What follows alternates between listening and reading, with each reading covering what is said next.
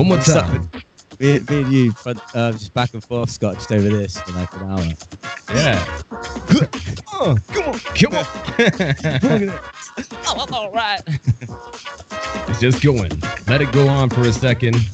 I'm just waiting for my video to get that 100% sure that we're live and direct. It's looking that we're live. And now it looks like we're live right there, ladies and gentlemen. So once again, thank you guys for tuning on in. I do appreciate it. Welcome to Beyond the Beats. We're on episode 16 right here live and direct on Swissbeatbox YouTube channel, live streaming, and it's going to be a fun day.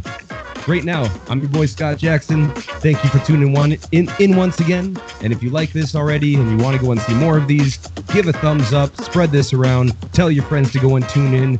And today's guest, I'm very excited. A good friend, someone that I've got the pleasure of seeing live perform a few times, got the pleasure of watching on YouTube, and all around got the pleasure of hanging out with him at events as well. I've had some fun times around. Ladies and gentlemen, we got Peter Sampson, a.k.a. the Petebox, right here live and direct. What up, man? Yeah, hello everybody. Hello Swissbeatbox. Hello Scott. Very, very happy to be here. Yeah. Once again, episode 16 coming at you live and direct. Make some noise. Give it up. Come on. Ish. And once again, big shout outs to MB14. I love this track. I love this tune to go and start things off with. Gets me in the mood. Gets me that little vibrant flow going on with this. So once again, ladies and gentlemen, coming at you live and direct right here on Swissbeatbox. Let's go and find out what's happening beyond the beats, live and direct with my man, the one, the only, the Petebox. So, man, how you doing today? How you feeling? Oh, really good. I'm very, very relaxed. This has all been a smooth affair. I've just done a live stream on my YouTube. Just jumped from there straight to here. I'm pumped. I'm excited. And I'm very happy to see you again. Yeah, man. It's good to see your face. It's with all the things that are happening in the world. It's nice to go and actually see people's faces and talk to them and have an opportunity to go and do this. So it's a pleasure to have you on. But yeah, man, I don't like wasting time. So let's get right into it. And in 2015, in a Lithuanian interview, you said a quote that I usually like to start things off with quotes. And I really like this one by you. You said, "Beatboxing is the ultimate musical freedom because people are interested for another reason aside from the music. The music you make is very important. You must make good music, but the people are interested in the process." So I really like that. And ladies and gentlemen, if you like that, you already know what to do. And yeah, I just wanted to go and start from the beginning when talk about your musical career, talk about the beatboxing, talk about the current state of beatboxing, talk about future projects you've done, all about you, man, because you've had a very interesting career. And it's something that I've been watching because I'm a fan of beatboxing, and you try to go and keep ahead and like look at everything that's going on. But it's interesting for me to go and really dive in to see all the stuff you've done. And I'm sure I haven't even covered all the things because you've had such a long-standing career even before beatboxing with music. So it's really cool to go and get into it. And right off the top, too, you started playing piano when you were a little kid, taking some lessons just to go and pass some tests. And then at 13, you hear Nirvana and you got yourself a guitar because you're like, yo, I need to get into this stuff. So what was it about that specifically that made you were like, oh, I want to start playing music from hearing Nirvana and tinkling on the piano? Well, when I kind of learning the piano, I just had to do it, right? So it's like you kind of went to school, you did your homework, we had to go to swimming classes, and we had to do piano lessons. And it was like a totally academic affair. So I started when I was about, 8 or something, and through, and it was like you do it to pass the exams at the end of the year. So I got up to my grade 5. I'd never even thought about writing a tune. Never thought about it. Never really occurred to me. I got pretty good at playing. I was also in an environment when my parents were together where my dad would just constantly listen to music. I mean, just relentlessly. He was a kind of super into hi-fi and classic bands, Queen, the Beach Boys, Elvis, classical music, choral music. And it was just there all the time. So I was like a fan of music before, but it was hearing Nirvana. My life was changing. I was a teenager. It was pretty obviously tricky when your parents split up and everything like that. And it was first time I'd connected in music in a completely different way. I heard Nirvana, and it just hit somewhere way deeper than other stuff I had, even as a fan, like a little mini fan of like Queen and whatnot. Nirvana were the band that made me. I identified with them. I kind of really felt the lyrics and just felt the whole approach. I was into punk, and I was like, this is how you can feel with music. I want to make people feel the same. I don't know, just compelled to do it. And I went on my mission, and I basically can play every single Nirvana song that has ever existed, and I know them all. I know every B-side, rarity, every lyric. And it really changed my approach to music, where it was a real creative exploit. You know, I never had another lesson from that point. I never had a lesson on guitar, or I played drums and obviously beatboxing. It was all about, and I'm the same with beatboxing. Like a lot of people are from the school of like skill. For me, it's another instrument that I play, and I was never bothered about like fiddling on the guitar for ages. It was like as soon as I could do 2 chords, I was writing songs. You know, and that's what music is for me, and my instruments are for me. And what was it like? A natural progress of going, being like, okay, you had some music theory from piano, and then hearing and picking up a guitar. Was it easier for you that you had that basis of music to go and transfer that slightly, or was it just a totally new thing you dove into? And just it was. Yeah, I say this to anybody who's learning any instrument. I only know about a few, but with guitar especially, you pick up a guitar, and it does not seem designed for human fingers. It just doesn't. You try. It's like do a scene. You're like, well, that doesn't work. That's absolutely bonkers. But so no, like I did my grade 5, but I didn't really play. I don't know. It was sort of, I enjoyed it, but it was like, sort of like going to school before, so I didn't really pay much attention. So no, it was like starting when you pick up a new instrument, you're starting anew. But yeah, it's encouraging because I always like to then add that any of your guitar heroes would have felt that same thing, where it doesn't seem to be made for human fingers. Like every single one of them would have picked up the guitar and gone like, what? But you're spurred on, and every beatboxer watching this will know full well, you can't do anything when you start, like compared to what you're hearing, and especially the new school where you're well, not even especially, it was the same for all of us, but like you're hearing, just the peak of beatboxing right now as your entrance to it, and it just seems to be impossible, but that as you just keep going, and suddenly you make these constant discoveries, with sounds and with sort of you kind of unlock parts of your lips and your throat and your mouth. Suddenly, this impossible sound, you can do it, I say suddenly, obviously through loads of practice and relentless effort. Same for guitar. But yeah, really, what pushed me through was that fulfillment where all of a sudden I was writing songs. And I still don't know. I don't know the notes on my guitar. Like I know the chord, like the main chords, but when I'm doing stuff up here, I don't know what notes I'm playing or anything like that. It's all just relative. I know what sounds good to me, and so yeah, I get very bored very quickly, I think, and the idea of practicing kind of in any structured way. I practice all the time, I guess, but it's not practice. I'm just always playing.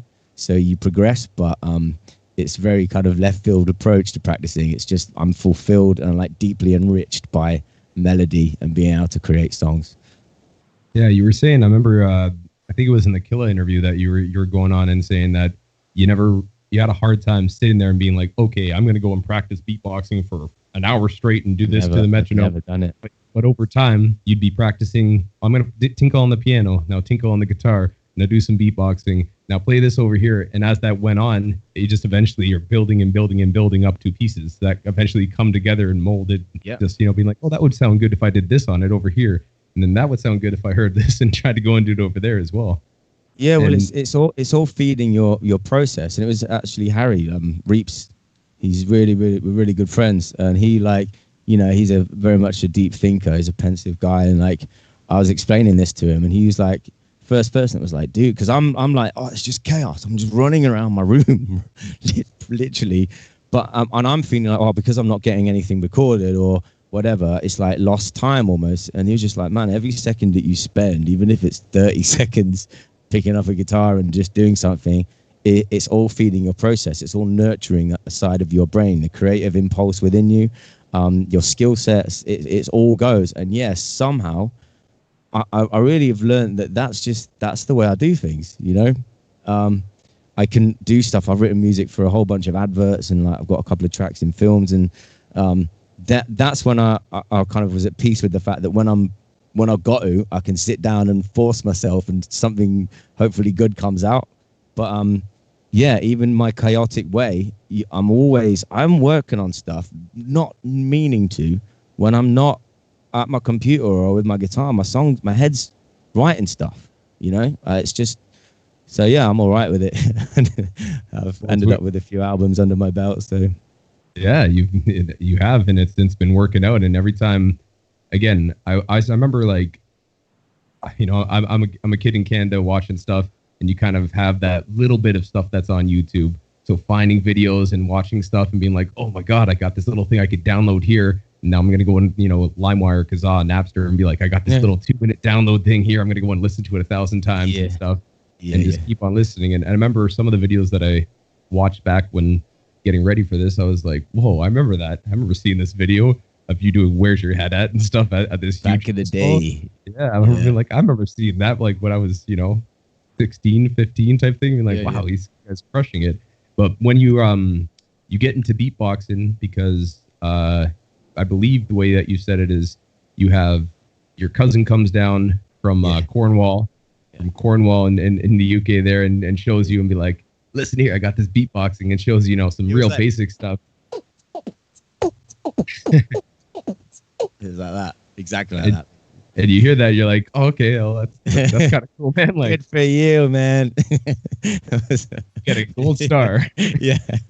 But then you said it all really changed. The beatbox for you changed on, I believe, it was 2000 New Year's Eve. Someone gives you the CD Roselle, If Your Mother Only Knew, and he says like, listen to this, and you play it, and you're like obviously my first interaction with Roselle of hearing that too, I was just like, there's no way, there's no possible way this guy is beatboxing and singing or doing such low tones or having it so clean. Like there's no possibility. And the more you listen to that again and again and again, you're like, okay, well, if I can figure that part out, then I can figure this part out, and you start trying to build and build and build and build.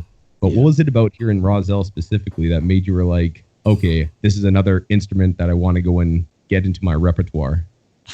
I mean, just it blew my mind, you know? And like, what was really great is my mate, the way he showed me, he played it, and he goes, yo, Pete, you'll like this. Listen to this. And he put on the CD, and I was like, if your mother on, and he's singing and all this thing. And I was like, yeah, he's got a sick voice. What? Why he showed it me though? And he was like, no, he's beatboxing. I was like, what? He was like, so what do you mean? Like, it's like, yeah, he's beatboxing. And I'm just like, wait, that. And I listened again. I was like, no way. And then I listened again. I was like, oh my God, he is. But that doesn't sound like beatboxing. And he's doing all that thing together. Like, it's such a classic piece. Even now you hear that. Even, you know, if you're Alams and Alexinos of the world, like, you know, there's something so solid and just so rich about the way that guy presents all the stuff he does. And yeah, I was just, and I guess I've been through learning guitar. You know, I've been through the nightmares, the pain, you know, the relentless just hardness of it. And I just remember thinking like, oh my God, if he's a human, if he can do that, then that means humans can do that. I'm gonna learn. And then, like, you know, straight away, like, you just, I got that quite quick. And then I've lost my voice from this live stream, but I got this bass that I did, and was like, I got quite quick feedback from what I was doing. And man, we were teenagers, we were out and about all the time, and I had basically everybody from where I grew up. We were all doing it for like a year or so, because that was it, or maybe 2-3 years. Like, we were all doing it, but I was the only one that kind of just kept doing it and thought really deeply about it, you know. Yeah, Roselle. Yeah, Roselle. And You also said something that I kind of never thought about. The way that you said it was like when we were listening to people before there was Swissbeatbox, before there were just people taking their phones or a little handy cam and just filming themselves like right face to face type thing. You had heard beatboxing, but it was always done through a system. Yeah, so it's even more unbelievable for someone to be like, so you're supposed to tell me I'm supposed to be able to sound like Kenny Mohammed when he does the wind technique? Like, how is that possible? But I think that also would help in the regards of you're trying to go and emulate that sound, even though it's not like some of the basses that you do is just you're trying to go and sound like it was on an album, and you're going to be able to go and do it without all the microphones and pre-recorded, like not pre-recorded, but like the preamps and all that stuff that he used to record it. So I thought that was very interesting, and like to go and listen to it now when people are sounding quote unquote, I guess, more human, even though they're doing unhuman noises and crazy combinations and so much technicality to it, but hearing it and trying to emulate something that's gone through a system, then translate it just to doing it live, in your bathroom type thing. I thought that was very interesting the way you thought of that. Well, it takes a lot to take it upon yourself to try, I think, from then, because it has that level of separation, and especially, back in the day when you're like, there wasn't tutorials, there wasn't hardly anyone doing it, this massive community that there is now. And it just wasn't anywhere near the same. It was like I had Keller, my girlfriend at the time, made me this tape of Killer Keller. Have you heard he does that split bucus at the buse plus, and he does that that little bit. Have you heard that? But I had that, and then I had Razel, and it was stuff like that when you're hearing that. And you've only just come into contact with beatboxing, and you're listening, you're like, but that is impossible. That is impossible. Like, everyone knows that it's not that hard a move even, but like when you're not watching someone, okay, so you're like, and like telling you what the mechanics of it, it was almost kind of even more secretive and stuff back then. Like you just like all you've got is audio reference. Yeah, it's mad. I think I referenced those eureka moments, like breakthroughs and what you can do. I can even remember the moment when I started going, I'm like, I'm not quite that refined, but like I kind of worked out how it's done, and I remember just being like, yes, and I'm going like, yes. And I was like, oh my god, I know how they do that, like. But yeah, there is that separate. You kind of a bit more separated from the end result when all you've got is like a tape of these guys. That's 100% true, man. And so you start after you get some beatboxing, the groundwork of it, and you say you progressed. You got the snare relatively early on, and then you started, pairing that up with humming, and then pushing it and doing.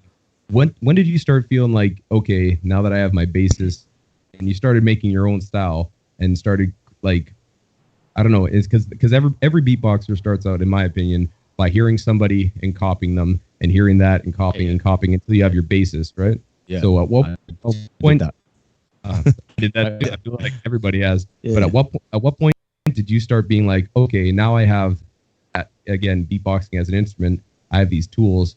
Now I'm gonna go and start covering something else, or making my own style rhythm, or doing. Was there a transition to you where you were like, okay, let me start thinking of how to build sets and build stuff with this instrument? Well, I was in a band, so just to go back to when I was 13, and I was learning the guitar. I was playing it for hours and hours every night. I have an older brother, John, who he was learning guitar too. And after about a year, so I must have been like 14 and a half or something, he started a band. And right? Yeah, but this was an early version, so not a different band really, but it was me and my brother and our mate Mella bass, and we were like a grunge band, post-grunge band, rock, and the drummers, because I knew Nirvana so well and they were covering so many Nirvana songs, the drummers couldn't do it right. They were just never hard enough or whatever, and I would sit in the practices, my older brother like, wow. And then I was like, John, I want to drum for you, even though I couldn't play drums. And one day he came home with this little drum machine, and I put it on like rock beat, and I learned the rock beat, and then I was a drummer now. And the reason I'm saying this is because we started a band when we were like 14 and a half or 15 hours. Yeah. So my history, we were serious, like really, really serious. We were touring, we were playing shows. We practiced hard. We were so immersed in the whole thing. Then that band split up. Things went a little bit wrong, just relationships wise and stuff. And it just got really hectic. And like, we stopped for a few years and started swimming. And again, we kicked up, we recorded ourselves. My brother's a great engineer. So my backstory, you know, I'm already, you're there to, you learn your instrument, you write songs. That's what my instruments are for. And then you record. So we had these 4 tracks. We were recording ourselves, we were own engineers. So with the beatboxing, it was almost a kind of like, you know, it's an extension of that, but in a slightly new world, because, you know, I was into drum and bass. Drum and bass was my electronic music that I liked, you know, and it was all of a sudden, I'm kind of like thinking in terms of routines, because that's what I'm hearing. So like a track for me is Razel doing the Wu-Tang, you know, like, and that's a little bit, or Kenny Muhammad wind technique, and like, so then, yeah, so I pretty quickly started doing my own little routines, you know. So I'd come up with my own little singing routine where I'm showing off that I can sing and beatbox at the same time. But it's funny because it's hard to, I don't think of it the same as a lot of people. I truly believe that what you decide to do musically comes first before the sounds, which is probably, you know, wow, to a lot of people like here, and it's just a different school of thought. I'm just like, you know, I never try and copy anything too deeply. You know, I don't hear, I copy beatboxes like that, you know, when I first started, and, you know, even now you can't help but be inspired by what you hear. And there's a lovely sharing culture too. But it's like, for me, you know, what you choose to do musically is the most important thing. So the sounds, I never really spent ages over sounds or like techniques or things like that, but I did on routines. And that, yeah, so I felt like I had to explain that little bit of history to say what my approach is, because I really kind of don't think of it mechanically that deeply as such. But yeah, I started like forming my own routines. Like after like 6 months to a year, I was like, I think I can do a show, you know. And I would do open mic nights, and I'd do If Your Mother Only Knew. You know, I'd be playing my guitar, and then I'd be like, can I try something for you? They're like, there was like just the 3 people in there drinking their pint, not looking at you, like, whatever. And then all of a sudden you go on, brother, boom, and then suddenly everyone's like looking at you. I'm like, oh my gosh, there's something in this. So yeah, probably about a year afterwards, I was doing shows with my own routines. And speaking of the bands, swimming, and the other band that you were in was what was it called? We Show Up on Radar. Oh yeah. So speaking of those things that you've been touring with, and the albums that I found, and actually also you guys still smashed that. Like it was dope to hear some of the music that I found little pieces of. Very proud of it. Yeah. The Fireflow Trade and the Ecstatics International as your albums. But having that tour experience before really going and pursuing beatboxing and looping and everything else that you've done with it, having that tour experience, how much does that help you transfer over to, you know, the knowledge of that carry over to being like, okay, I'm going to go and start booking myself as an act and booking myself and doing all this stuff? Because I feel like before it might have been happening somewhat overlapping when you were starting out beatboxing. Yeah. But like getting that experience of being like, oh, okay, this is what a tour takes. This is how you not go and make a mistake. And, you know, if I have 4 shows in a row, I'm not going to go and go crazy the first night because that'll ruin the rest. Oh, no. How many times have you made that mistake? Because I'm in the mistake times. Every time. No, it was completely happening alongside each other. Man, I've been hustling at this like since I was 14. You know, for my whole the whole thing that I paid attention to and concentrated on is like I wanted to get good at music. I wanted to write songs. I wanted to play the music like I meant it. You know, and hopefully other people feel the same. So when we started swimming and we started touring, I was hustling myself as a beatboxer, totally. Like a good example of that is me and my band got through the new band competition at Glastonbury. So every year they have like a few unsigned bands, and you have to send in your demos, and then you get picked, and you go and play for Michael Levis and everything. And we got booked, right? And as soon as like we played, and then the winners were announced, I was there with this DVD I made. So I'd made a DVD of me beatboxing, right? So it's got like, but I had my little Digitech Jam Man. So I had a couple of things that I'd done. And yeah, before then, I'd done some shows abroad and stuff. I won at my college. I won this kind of exchange where I went and played at Das Fest in Germany. And then some bands from there came over to play at my college and stuff. And I was like one of two bands that got through beatboxing, you know, with my loop pedal. And yeah, so as soon as we'd got through the band, it's like, wicked, all right, now I'm going to go hustle. And I actually ended up getting a show at the Dance Lounge in the Dance Village, like sick show at Glastonbury. It's my first like 2,000 people, and it filled within like 10 minutes. I'm like, what's happening? You know, yeah. And that just, it was just, I never had the attitude of like, yeah, you know, I'm a thing. I'm something that everyone's going to like. I never really, that, but there was an inevitability that it was like the only thing I was ever going to do is try and get shows. And so, yeah, you end up touring in different ways. Like with the band, our band, we signed to a big management company. We got loads of great press for the first album. We just did that ourselves, the whole thing ourselves.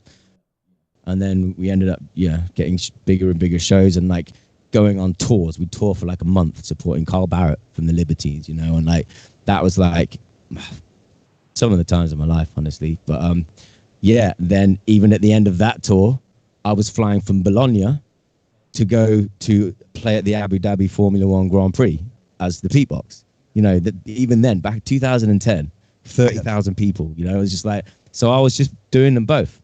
And I just had a kind of thing where I was like, well, if we've got a swimming show, then that's it. That's what I'm doing. And I have to say no to anything else coming in.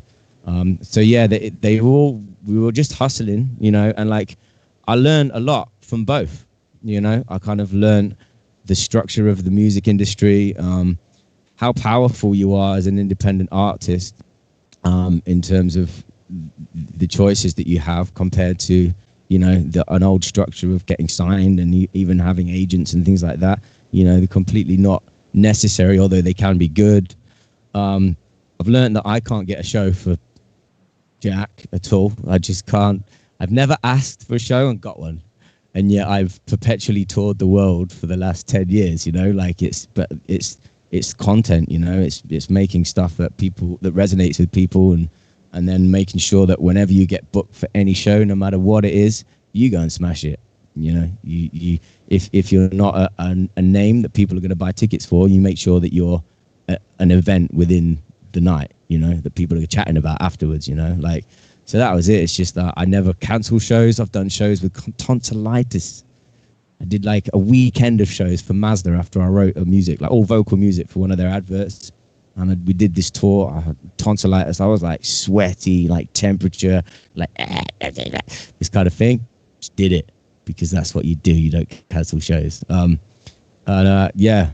So the hustle, they were alongside, and both of them taught me equally alongside each other. And no, I still haven't learned to go to bed early. I've been up on a couple of those late nights with you. I appreciate that. I do remember. And so you start beatboxing. Excuse me. And you said that you had a couple of mates around in your area that were beatboxing. Wow. Now 2004 though. 2004, I got the question.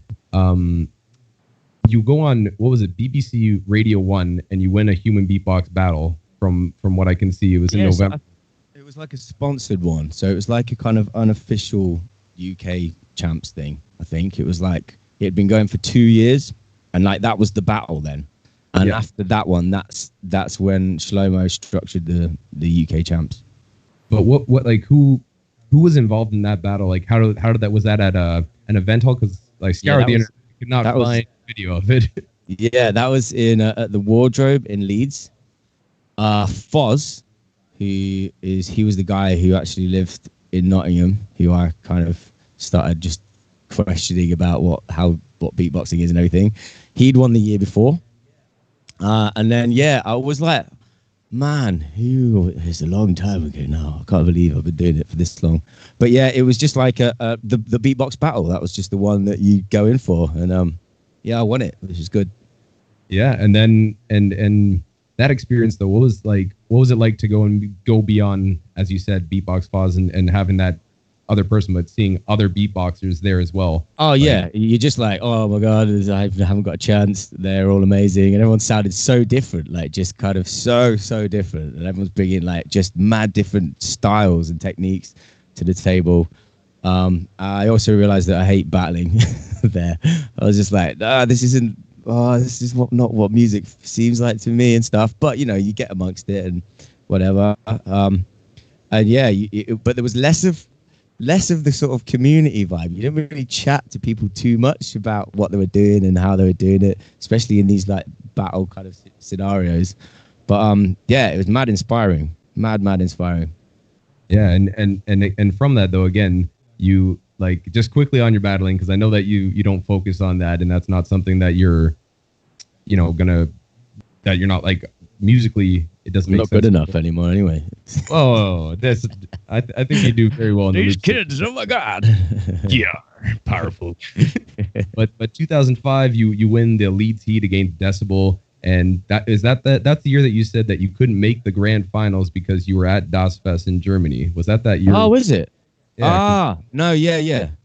That was that battle I was just talking to. Decibel, that's him. He had this crazy. I think he had one of them snares like then. He had this mad blocky snare that was just sick, and he would like. He would do, I don't know. I don't do it, but like he would do it like that, and I was like, oh shit, and it would just cut through like, yeah, Decibel. Yeah, I don't know. I don't remember those details, but yeah, that would have been it. That then was I don't know what I missed, but I was in Das Fest doing like a festival show. And I just again, and then the first time that you made it to the actual UK champs, like the one that Titan were putting on, it was like 2006ish, I think, is when I saw the first video of that one, the Midlands heat. Yeah. And you go up against Beardy Man, who ends up taking the W for the entire event, and continue on with that. And the other thing I found was so interesting that, like, when I saw another battle where it was 2007 or something against Foz, where they didn't have judges, they just went for the crowd vote. Yeah. I thought that was such a weird thing to have. Like, just like how does that feel to go on stage together? Because I've had battles as well. Yeah, I've had battles like that as well. They made it an extra 30 seconds because they couldn't decide, and you like looking back to it, I'm just like, I remember being in stuff like that too, where they're just like, this guy beatboxes, this guy's beatboxes, let's get them to battle, and then it's just crowd. What do you think? And it doesn't matter what. But I mean. Yeah, it's amazing events. You're nervous, so it's going to be horrible either way. But like, you just kind of, it's just that moment when you finish or when you're doing it and you're really self-aware and you're like, oh, the crowd aren't making any noise, and then, so I say it's horrible. That's just in my own head, you know. I'm just kind of like this hectic way of performing, and then like, but yeah, at the same time, these guys were building the champs, like the whole kind of the ways it would work, the ways that it was going to work. And like, they were just amazing events. People loved being there. They got so involved and stayed tuned in for the entire night, you know? Yeah, it was awesome. But yeah, it was a thing when it was like a crowd, because it's like, you could just do you just like, that's going to get them like, yeah, you know? But then, yeah, it's just finding your feet as like how most effectively and fairly you can judge something like an abstract kind of like non-defined sort of goodness measured thing as somebody beatboxing and doing their routines. It's like a bit abstract, isn't it? But yeah, it's not like a weightlifting or a running competition. No, exactly. Yeah, it's not like you can run that faster, so you're gonna be better. Exactly. And like, I'm just going to finish on the battling here before we're moving on to other stuff. Just like 2009, you get to the grand finals with Reach One. Yeah, but so that means from 2004 to 2009, you're one of the top competitive beatboxers in the UK, and to go and stay that for that long of a time, like, How much do you see the scene Did not change? think about that at all. To me, I just lost a whole bunch, and then that was it. You had a bunch. Yeah, no, man, it's just weird. I never thought about it. The battles were just this thing that you do sometimes. But I mean, meanwhile, I have so many recordings and stuff. It's genuinely in my head. I didn't really think about it much. And then it was like, oh, there's a battle. Okay, I'm going to go in for it. And I'd spend like a day or so just trying to do some routines and like timing it and whatnot. And then, yeah, but that's lovely that you put it like that, because I never really kind of thought about that as a merit or anything. Like, it was just like, you know, again, in that time we were touring hard. I was touring, you know, so much. And like 2008, I started getting all these festivals, and that was where my mind was at. Just like, oh my gosh, I can't believe I'm doing shows. Like, there's like thousands of people at my shows. It was just absolutely mad. And I'd started using the loop pedal. That was my thing, you know. And I think I was like, all of a sudden my shows went from sounding like that to like sounding like this, and it was a bit, it was new then. So yeah, I when I think back to that time, I never have ever framed it like that at all. But yeah, guess I did all right. Yeah, you did all right. Yeah. But during those times too, did you like, so let's just say Beatbox Boz and you are jamming together in Nottingham, and you're going back and forth, and then as you start going to these battles and you start seeing more beatboxers, and there's so many amazing beatboxers from the UK, but as you start meeting up some of these guys, when did you start seeing like more of a community vibe? Because I know you performed at the box cons they had, and you start hanging out with these guys, but like, you know, from everybody in the Beatbox Collective, just as a basic, there's a huge group of legends. Like, yeah. When do you start like chilling with them and you become mates with more people like that, and actually, you know, doing more jams and just hanging out? Because I find that, like, especially in Canada too, like I'll go and call up my boy and be like, yo, what up? And it's my boy Heat, another Canadian champ, or I'll go and see my buddy Baloo, and it's somebody that I've went to high school with, but he still pursues it. And it's just like that community vibe starts coming in, where you're not so competitive, but it's more of just being like, hey man, like we've been around each other for X many years. I've known you for 10 plus years. So like, let's go hang out and have a barbecue or something, you know? I guess I was kind of late to that, probably. I always felt really not involved. Just physically what I was doing, touring so hard, I never really went to the jams and stuff. I played at one of the conventions, but it was like I've just flown in from Czech Republic doing shows, and I remember came in all like rock and roll, like thinking I'm cool, but then, you know, then sort of being like going, oh my gosh, there's this mad movement, you know. And Hobbit, my man, you know, one of my best mates. Lovely Hobbit. He there's no way I'll be watching me on this, but I'll say hi anyway. No, he's one of my best mates now, and like, yeah, him and Tight and Shlomo, they were pushing all these events, but I just wasn't about. I was touring all the time, beatboxing and with my band. So felt it was when I moved here, where I live in London, into the warehouses, where Reeps One lived next door. His house joined onto mine. Hobbit already lived here. Xander, MC Xander, can we get a hero? Absolute hero. One more. Yeah. Good call. He was the first guy I heard using loop pedal on humanbeatbox.com. It's just an audio thing. Yeah, and then there's just a lovely community here, kind of all musicians and directors and video filmmakers and whatnot. And yeah, that was when I started really integrating in the scene a little bit more, because we became friends and we'd suddenly be at festivals together, and yeah, we were all mates. And I had the distinguished honor of being Hobbit 2 years ago. How he asked me to be like him because he couldn't make Edinburgh Fringe Festival for the Beatbox Collective. So I like spent like a few days just learning their hour-long set and had the time of my life. It was really wicked. But yeah, so and the growing community around the world, I started kind of noticing online, you know, a few years ago, like when, you know, Swissbeatbox were doing their thing, and there was all these kind of YouTube channels promoting beatboxing, and like because you started realizing that when you hang out, yeah, you share stuff a lot more, and that actually leads to so much progression. Like you suddenly just see this like rise in skill sets, and you know, going from the accessibility of these mad techniques suddenly was a lot sort of more rife. You know, like people were learning stuff more quickly.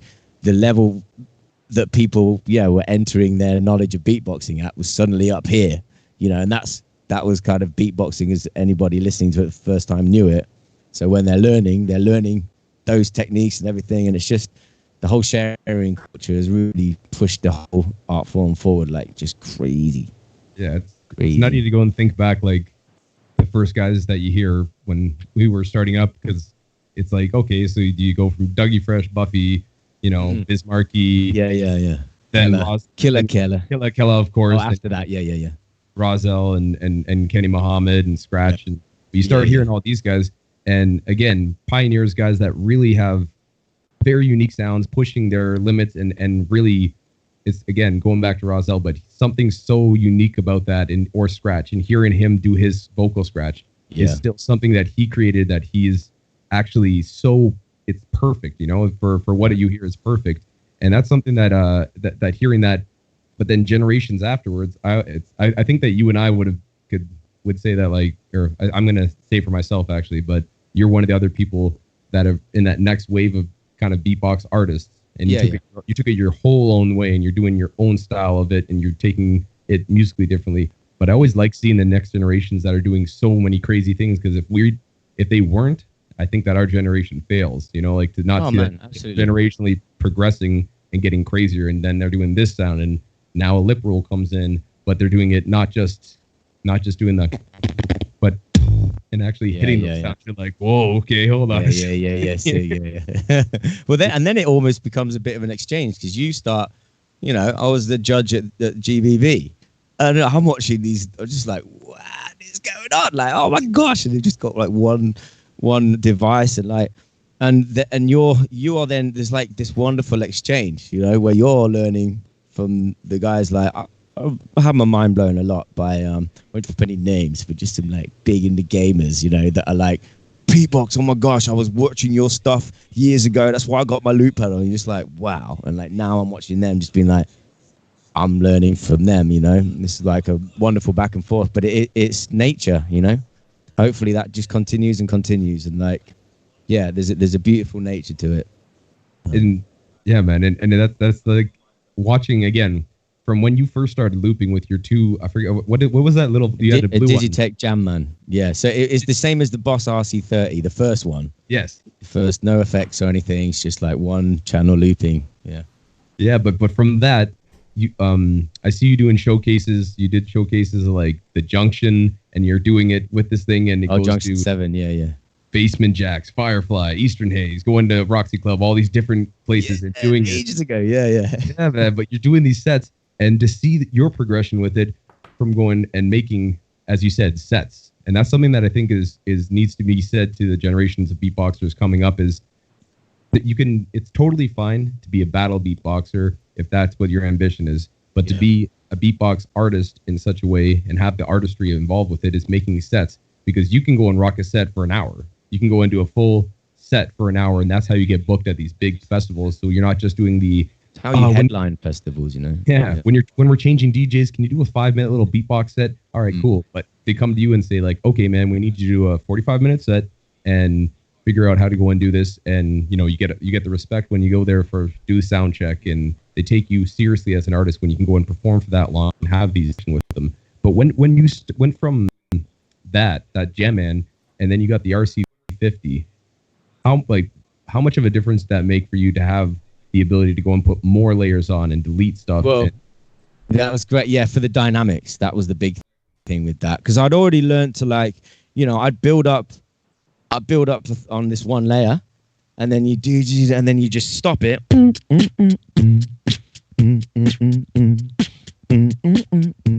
you're doing that while you're storing that patch. So you store that patch that you've just built up, then you go to the next patch, and then you loop that, and you're building up now like a middle eight or something like that of the same song, and then you build that up, and then you switch like switch it, yeah, to the and then and you go, and I could actually structure songs like that because you would also have the undo button, so you could layer like a few harmonies of some trumpets or something like that, and that's how that would be the difference between the verse and the chorus, you know. And then so I was kind of doing that, but yeah, it's mainly that having the 3 channels that you could stop the bass for a little bit and then sort of build something up and then kick the bass in, and yeah, it was really great. And again, my whole background, I love songs, you know, that's my thing. Is like I like to make songs, and like that it enabled me to actually structure the songs a lot in a cooler way and more interesting way. So it was mainly 50 brought, because there was still no effects in that one. Yeah, it was just yeah, just I mean, I wouldn't dare do a show without any effects now. I'm not there, you know what I mean? But I was just didn't think about it, you know. I just kind of just believed in what I was doing, but I didn't think about it too much. It was just like there was just this kind of really sort of innocent but then also considered process, you know. I just wanted to sound more and bigger, and the whole fact that I'm inspired by rock bands as well as electronic music and DJs, but it's like that's what made me do music. I wanted to make songs, and I do find that, you know, there's a very deep connection that tends to be made with lyrics, you know, that you write and you a melody and stuff, and like there's a power in how songs work, you know, when they're crafted as a song. And then also my sets, I do some beatboxing and straight up beatboxing, but I see it like as a band set. Play like a band. I have tracks that I'll do track after track after track, and the set will always, it just slowly rises into this big climactic, like fantastic moment of craziness. Yeah, you can really build your show. And so before you're booked as, you know, early days, you're not booked as your name to these festivals. You kind of book, you know, some promoter will see you. So I played Reading and Leeds Festival, right? I'd done the Midland seat. Yeah, this was the year that Harry won, that Reeps won the UK champs. That I was in the final with him. This other guy, Laith, had won the London heats, actually. And I did a show with him in the underground of the Albert Hall. And so I'm just there, and like met him. He's really sick, and we both played together. And I played, and there was like 20 people watching. And I went down. lived in Nottingham. I didn't know fee or anything like that. And I played, and this woman came up to me. She's like, "Yo, you're great!" Like that. Wow, what was that? I had my loop pedal and everything. And I was like, "Oh, thanks." She goes, "What are you doing next month?" I was like, "Oh, what do you mean? I don't know." She's like, "Do you want to play Reading and Leeds?" I was like, What? She's like, "Yeah, I'm a booker for Festival Republic. We can give you a slot in the alternative stage." And I was just like, "No way," you know. And that was, you know, she kind of just got a little sample of like my set and the sound that I could come up with. And those two shows became really iconic shows for me, like just game changers, where I filled 4,000 capacity tent just with me and my little loop pedal, and I'm not used to that. I'm just like, well, I was a little bit. I've done a few festivals, but that was just like, yo, this works. What? Wow. And I'm singing as well. I'm not just struggling to be like and doing like techno gabba speed because I'm nervous or whatever, and just not a bit out of my depth maybe. But this is like, I'm doing songs. I'm singing my songs, you know, and like, I just couldn't believe that was a thing that was working. And then the 505, that was when I did a cover of Where Is My Mind, which is a song by the Pixies, for anyone who doesn't know. And it was the first time. So, you know, I'm in post-rock band as a drummer, but I play my guitar. And then I'm beatboxing, and I'm doing like techno, drum and bass, and hip-hop. It's the first time I'd actually put them both together. That was thanks to the 505. And I was like, oh, this is one of my favorite songs of all time. Just messed about, worked it out a bit, filmed it, put it up, it went viral. Just mad viral. And that's when the band itself reposted it and pushed it for you, right? That's when they saw that. Yeah, and the Pixies, right? So there's Nirvana and the Pixies, yeah? So Nirvana's like there, and the Pixies are like there for me in terms of like, again, I know every one of their tunes, they're like pivotal for me in my musical history. And yeah, they're legends. I mean, just such an iconic band. Put it up. I went to bed. I think I was ill, and then the next day I woke up and like my inbox was like just. And yeah, after a day, everyone's chatting about it. Somebody posted. They go, "You just made it to the front page of Reddit. Enjoy the views, my friend." And I didn't know what Reddit was. And there was also this hater. There was this like mad hater in the from the beatbox. I don't know how. And I would just delete his comments because I was like, "Oh no." I was like, "Nah, off." Just because it was. I was like, "Why? No, I don't want that to." I didn't think anyone would watch it, so I didn't think anyone would comment. I was like, I don't want that to be influence people watching. So he got really annoyed. But he's just going, "Why are you deleting?" I was just like, "Delete." Like, you're just hating on me for nothing. I was like, I have the power. I'm just off. But yeah, I made it to Reddit, and then the next day, Mark Hoppus from Blink-182, he's posted it on his Facebook. And then the Pixies themselves post it on their Facebook. They tweet about it. And then about a few days later, it hit 500,000 views, whatever. And it's suddenly on their website. My cover and like this piano cover, this beautiful piano, and like the Pixies have put it on like their website.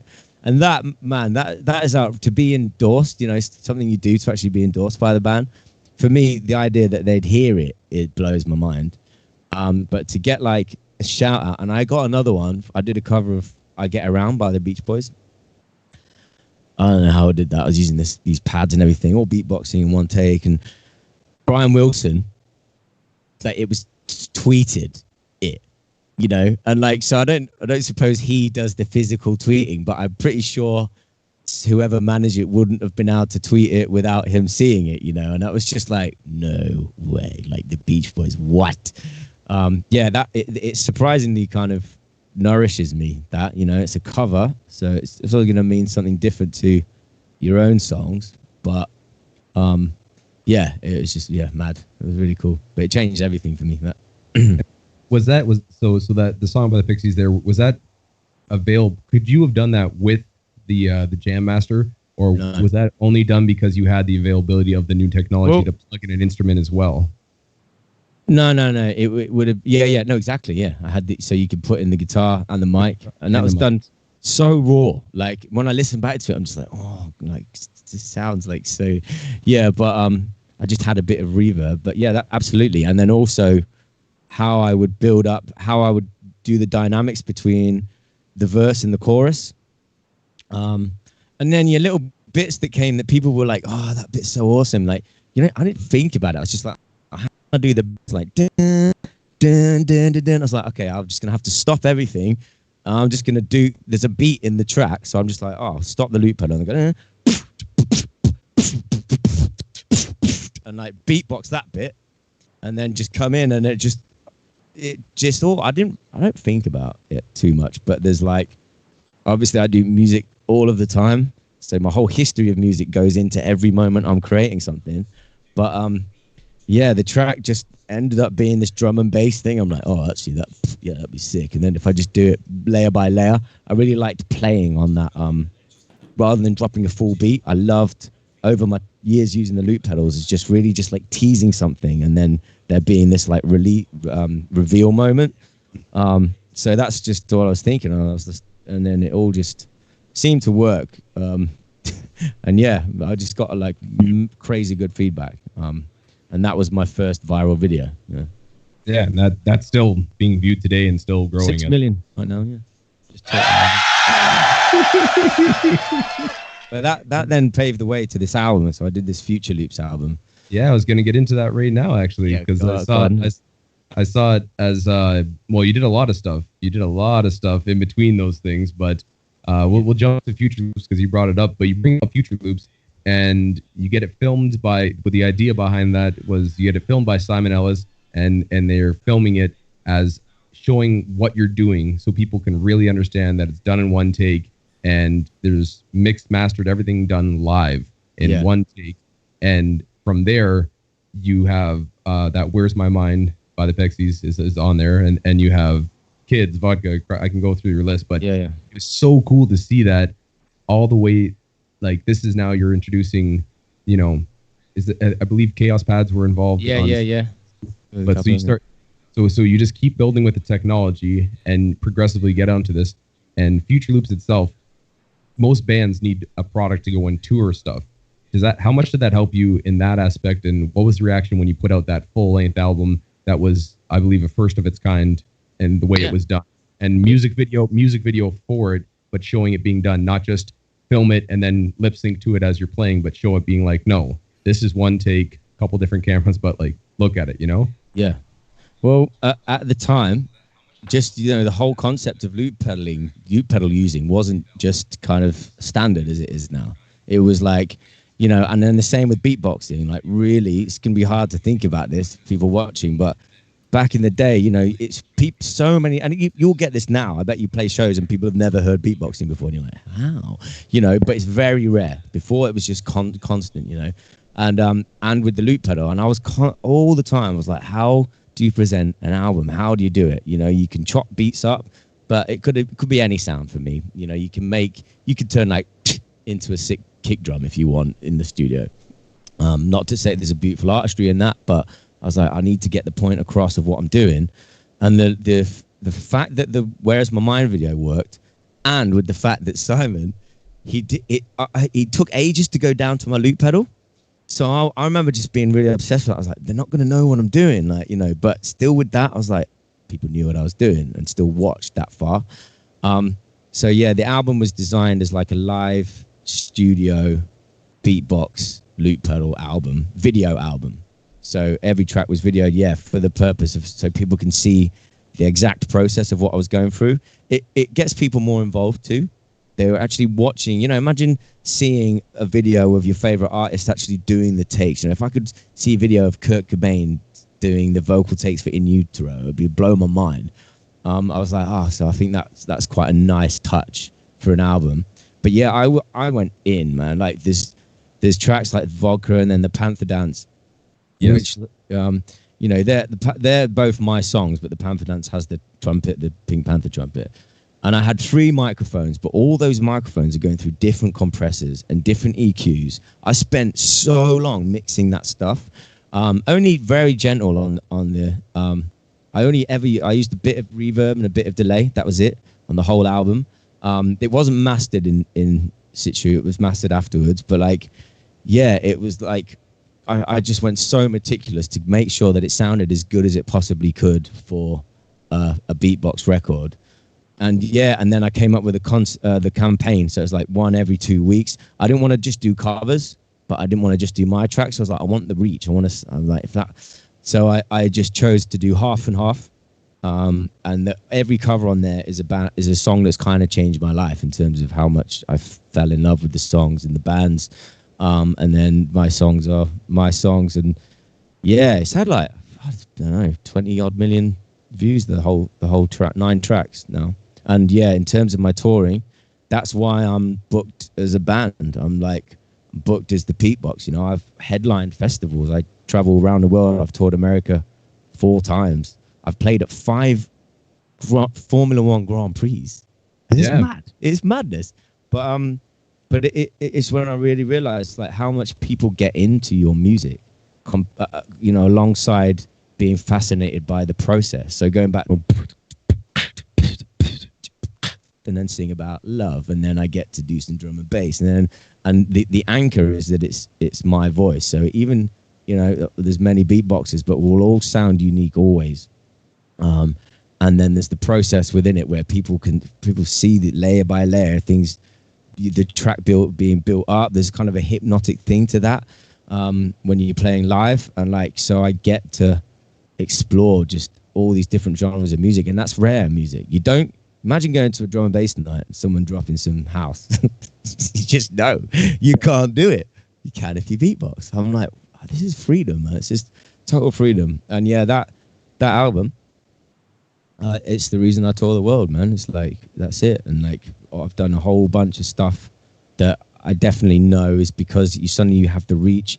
Affirmation is a big thing in music, you know, like somebody seeing you and seeing that somebody else is chatting about you, and then they're like, oh, well, I'm going to chat about him too, you know. Like, say to get my US visa, I have an artist visa, you have to give like 100 odd pages of reviews and interviews and show features and listings and sponsorships and this and that. Like, you know, you have to really have done a lot. And that all came kind of, well, I mean, I've always been doing quite a bit, but the album definitely changed a lot from that. I have fans, real fans, you know, I think because of the stuff I choose to talk about or sing about in my music, and the fact that loads of people have seen, and like I sold a lot of records too.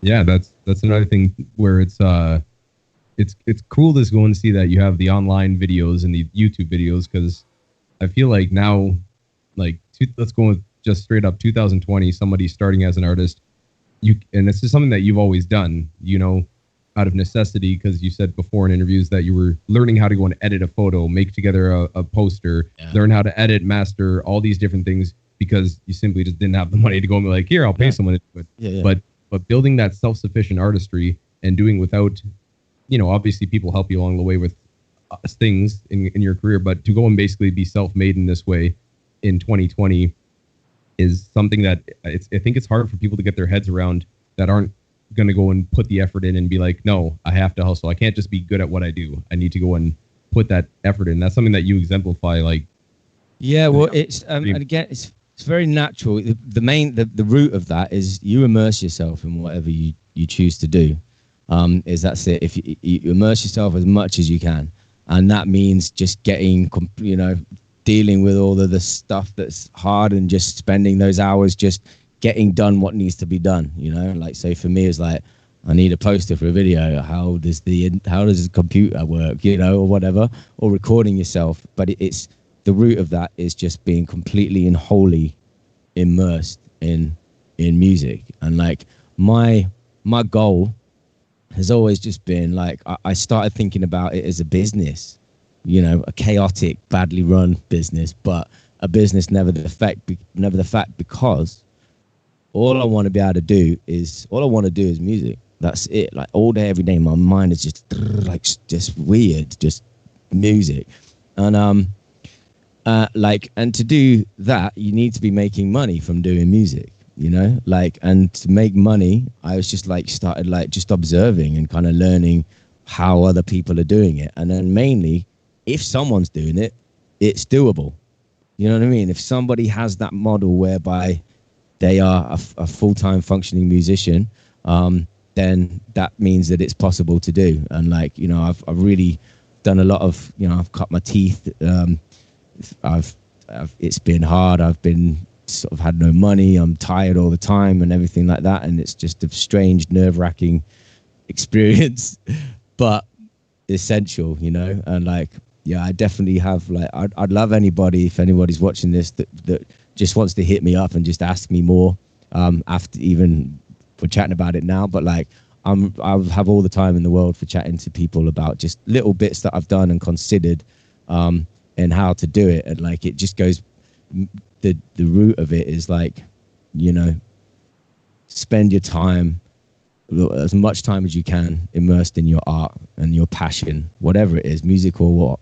And then just actually see it as something, you know, a business, and try to learn the little things that you do, and you know what they are because you're probably into bands and artists and you're following them and you're just seeing their presence online. And we're in a really great time of self-empowerment for artists right now because of YouTube and Instagram and TikTok and all this stuff, where you can build a following, and that's it. And it's kind of, you maintain a presence. And I don't make stuff to go big. I don't make stuff to go viral. I just make sure that I put everything I have into what I make. You know, all these videos, as long as I listen back and I'm like, yeah, smash that one. You know, it doesn't matter. I mean, it's a shame if it doesn't have many views, but it's like, well, either way, you're on to the next one. You're on to the next one. You're on to the next one. Promote them, on to the next one. Don't get stuck in the semantics, in the views and whatnot. That's just seems natural for me. And then also be self-sufficient. Nobody's going to care about what you do anywhere near as much as you. And you can sign to a label. It could be the worst thing you ever do. You know, 1% of artists sign to major labels. 1% of them is Rihanna and Adele and Ed Sheeran, and they make enough money, billions, for the music industry for them to be able to just sign a random band for 100 grand and then them never release an album and stop being a band, you know? That's like, it seems really dark, but it happens so much that I'm like, well, hang on a minute. That shouldn't be something to aim for then. And it's like, you know, how many bands fight for years to get off their label? You know, once they've 100%. Got a huge following, all they want to do is not be on a label. And it's the same with agents. You know, I've been with agents, and you do a 6-month trial, the biggest agents in the world, and like in 6 months I've been touring throughout for my own channels and stuff, and it's like, okay, how many shows did you bring in? None. Just don't do anything, you know. And again, you could have a great agent, just, you know, like, get grassroots stuff. Someone with the time is more powerful than anybody who's in a big agency. Like, well, often it can be great, so this isn't just like but completely not something you need to aim for, or like, it won't. Either way, you do not let your foot off the gas. You know, you are always going to be the one who gets yourself the shows by making the stuff. You're always going to be the one that has to smash the shows, and that will generate more shows. Not anyone just sending a message going, oh, can you book this dude? And little things like that, and just be as self-sufficient as you can, because either way, you're always going to have to be. Yeah, and that's something that also, when you say be self-sufficient and treat it like a business, like, you made your own record label to go and put out the music. Yeah. And instead of being like, I'll put it out through something, you did that self-sufficient thing you're talking about again, and just said, well, screw it, I'll make my own company, I'll make my own thing, and just push it that way, because you can go and be behind it 100%. And that's something that, like, again, it's great to see, because of how far and how many places gone from to going all over the place, and Istanbul and America, and, you know, all over the place. And you're a self-sufficient artist that has, again, put all your, as you said, put your energy into creating stuff that you like. If it hits, it hits. If it doesn't, it doesn't. But as long as you're happy with it, and it's going to go and push it further for yourself, like, it's amazing to see, man. And what was behind that? Was that the reason, or what was behind that reason of making your own label to go and put this out? Just because you have to get it. Like on, there's now loads of new platforms where you can upload through them, and then they put stuff on digital or whatnot. But in order to register it with the PRS, you know, the organization that collects any royalties or anything like that, you have to have just a little code, which is like, you get given these codes as a record label. And yeah, sort of. So for that reason, but then also my manager's great, right? So I have a manager, and his name's Tom Reeder. And he's like an ex-market trader, you know, he's a grafter. He's like, he doesn't come from the music industry as such. He just got approached by someone who's pretty big after being a promoter, promoting these nights. And this quite really big DJ came and said, I like the way you work. Can you be my manager? And I remember he rang me up. He was like, yo, I'm a manager now. And he was putting on a retainer kind of thing. So he's like, I'm not a promoter anymore. I don't run the venue. I've got time. I want to be your manager. I don't know anything, but I'm going to learn. And he just has done it. He smashed it. So alongside, we've both just been hustling together, and he makes really savvy decisions. He's just like, I'm there like, right, okay, I made this thing. Let's get a label. Let's get this. And he's just like, you don't need it. Make your own label. We're going to do it. And he's like, imagine if I'd assigned that to a label, right? So I've had like, 20 million, 25 million views of those 9 videos. I've sold a lot of records. I'm very proud of it. But I spent no money on press. So I didn't get a PR team. If I'd have played for press, they would have gone, yeah, we did all that, when really they wouldn't have done anything, and it just did it all itself. A label just wouldn't have done anything, and suddenly I'm earning like 50% of everything that, you know. And that's it. And he just called it, you know, and he's just like, dude, like, make your own label. And so that was just kind of it. We'd done the same thing for my band, Swimming. We had released it on the first label we had before we got signed to a bigger label. We just did it all ourselves, and like, because it was part necessity. that was it. We didn't have a label, so, but then also, you know, it was a considered decision, especially on my part. You know, my band, we did sign to this label called Tummy Touch, who are cool. So that's the thing. There are labels there that if you want to be aligned with, that, they have followers, there can be great worth. Like, it can be sick to sign with labels. I don't want to be like, oh my God, those labels. They can be great. My point is, it's not a reason to go, I'm signed now, I've made it, everything's cool, I can relax. That just never happens. That's my point in that. But yeah, so it was necessity, and like, I'm super glad I did. It's just like the music spoke for itself. Worked out quite well so far. Yes, I don't know what. Yeah. And you keep and again, you've put out more than just the future loops. You put out live to tape album where that was 2013. And then most recently, from what I see, is you've put out Scott is dumb sometimes. Use the fire. There we go. Yeah. Use the fire, and you just put that out 2018, and that was something I wanted to really ask you about, because it was like. And also, sorry, there were songs from the vault, but let's focus on Use the Fire, because Use the Fire, the way that you described it sounded super cool. You do it with Spitfire Audio, who built a sample set, and they've done samples with like Hans Zimmer and Roger Taylor's. So it's a huge idea. But could you explain how it was, like you said, beatbox played with the dynamic of a physical instrument is the idea behind it. Now, what is it? Because I see in the videos that you've made for that and listening to it, it's like. It seems like you made a drum pack from beatboxing, and you have live beatboxing in it, but you have the triggered. You're using your skill as a drummer to go and have, and it's just hitting it along the same way. Now, could you explain how that process was done to go and get those sounds like so full feeling? Because I played it through my pretty good monitors that I have here just to go and listen to it sitting back, and I'm like, whoa, this sounds like crazy the way it comes through, Yeah, well, again, like the before all of that, it was like, I had a whole bunch of songs that was just at a particular time in my life and all that stuff, and I don't often have a good time in my mind, and that's the songs that came out of this turbulent time. It's called Use the Fire because it's like, fire can be kind of destructive and whatnot, but then a metaphorical fire within your own mind can. If it can push you to places that you might not have gone otherwise in the end in a positive way. So it's the songs, number one, the songs, and then it's like, how do I translate these songs? How do I keep them relevant to the fact that I'm the beatbox? I'm a beatboxer. My last album is a live beatbox album. How can I'm really proud of how Future Loop sounds for what it is, but it doesn't sound anything like as huge as any other record, because it's just 2-channel looping. How can I do that? And I was just like, and I was like, okay, so you can program it. But I was like, I played drums, and then I got this Spitfire hookup where they invited me to make the sample pack.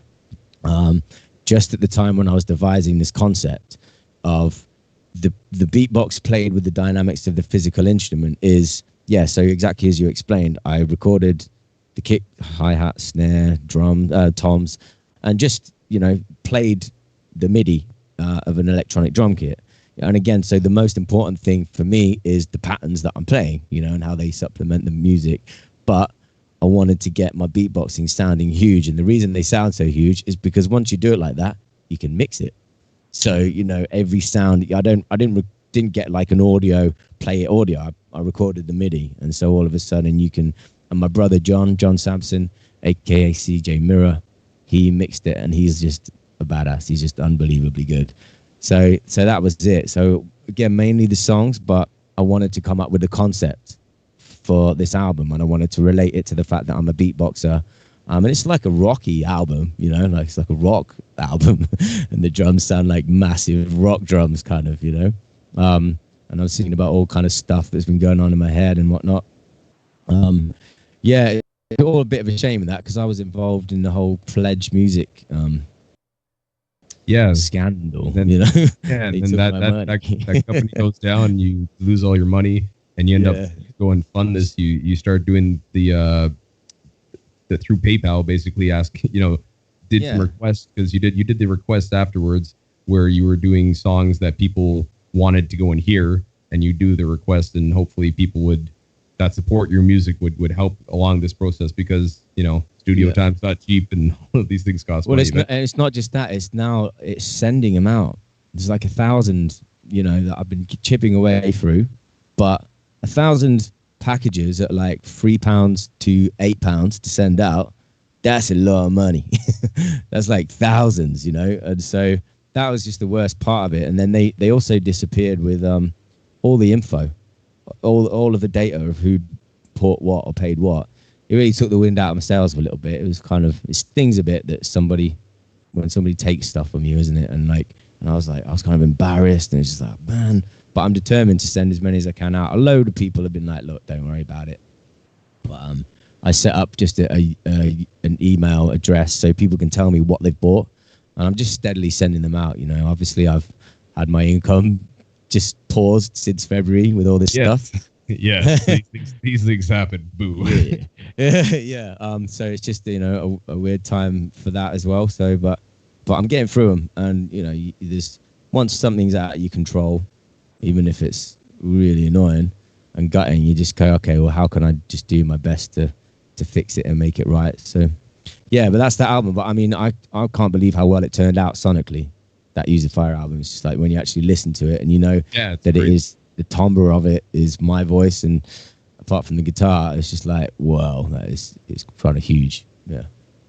And I noticed that like your fan base, I was going through the videos that for this album specifically, I found like, did you play like a lot of shows in Russia, or how did that happen? Because I see there's so many Russian comments where I was like, wow, he's got beatbox going on. Here's why you don't want to get caught up in what video does well, right? Because you can put a video up and it's like, you know, you're proud of it and stuff, but then it goes viral, and then you do something else and you're like, this is way better. Just hardly anyone watches it. But then in 3 years' time, all of a sudden someone puts it on the Daily What or whatever, and then all of a sudden it's gone viral. In Russia, someone made me, it was like a touring company. It made me a VK page. And I think that blew up. So, you know, like on Facebook, I think I only have like 30,000 likes or whatever it is you get on Facebook, but in VK, like, it just went, that VK is like the Russian Facebook, and I think that just blew up. I don't know, I think it's really active. And then me and Xander, one of my heroes and good friends, toured together twice. We've done like just like 5-6 show tours, and then I've done 2 on my own through Russia. And yeah, it's just kind of, man, I have like solid fan base in Russia. It's awesome. Yeah, that was cool, man. Because I'm looking again. It's always interesting to see comments, but when I'm seeing it being written in Russian, I'm like, well, yeah, you're like, let's go. What happened there? And recently, again, because of what's happening currently and the non-touring and the non, you know, everything, you've been doing as you said, you did the live stream today on your page. And you've been doing a lot of cool videos where you said live from my bedroom or live from my kitchen, and wishing you were here, you know, Loser's Paradise, Panther Dance, all these things that you're doing from your room. But it's like, I swear, I think you say you have, in the place that you live, you have a pretty good studio that you can go and work out of just from your home. But I think you said you share a space with your brother to go and do when you do more serious recordings. Yeah. Like as you said, music's going on in your head 24/7. How important is it to have like a space that you can do that in? Because I find that some people, they have a hard time, you know, you might have a good idea, and if you just have a loop station, you know, you can have the good idea and you can save it and everything's fine. But a lot of people don't have that availability or haven't got to that point yet. But like for yourself, what's that feel like to go and be like, okay, I can go to this spot, and even in your room, you can make something that sounds and looks good, you know, like have that opportunity for yourself? Well, it's very important to have a means to record myself, for sure. My studio, I never go. Kind of bad at working, I don't know.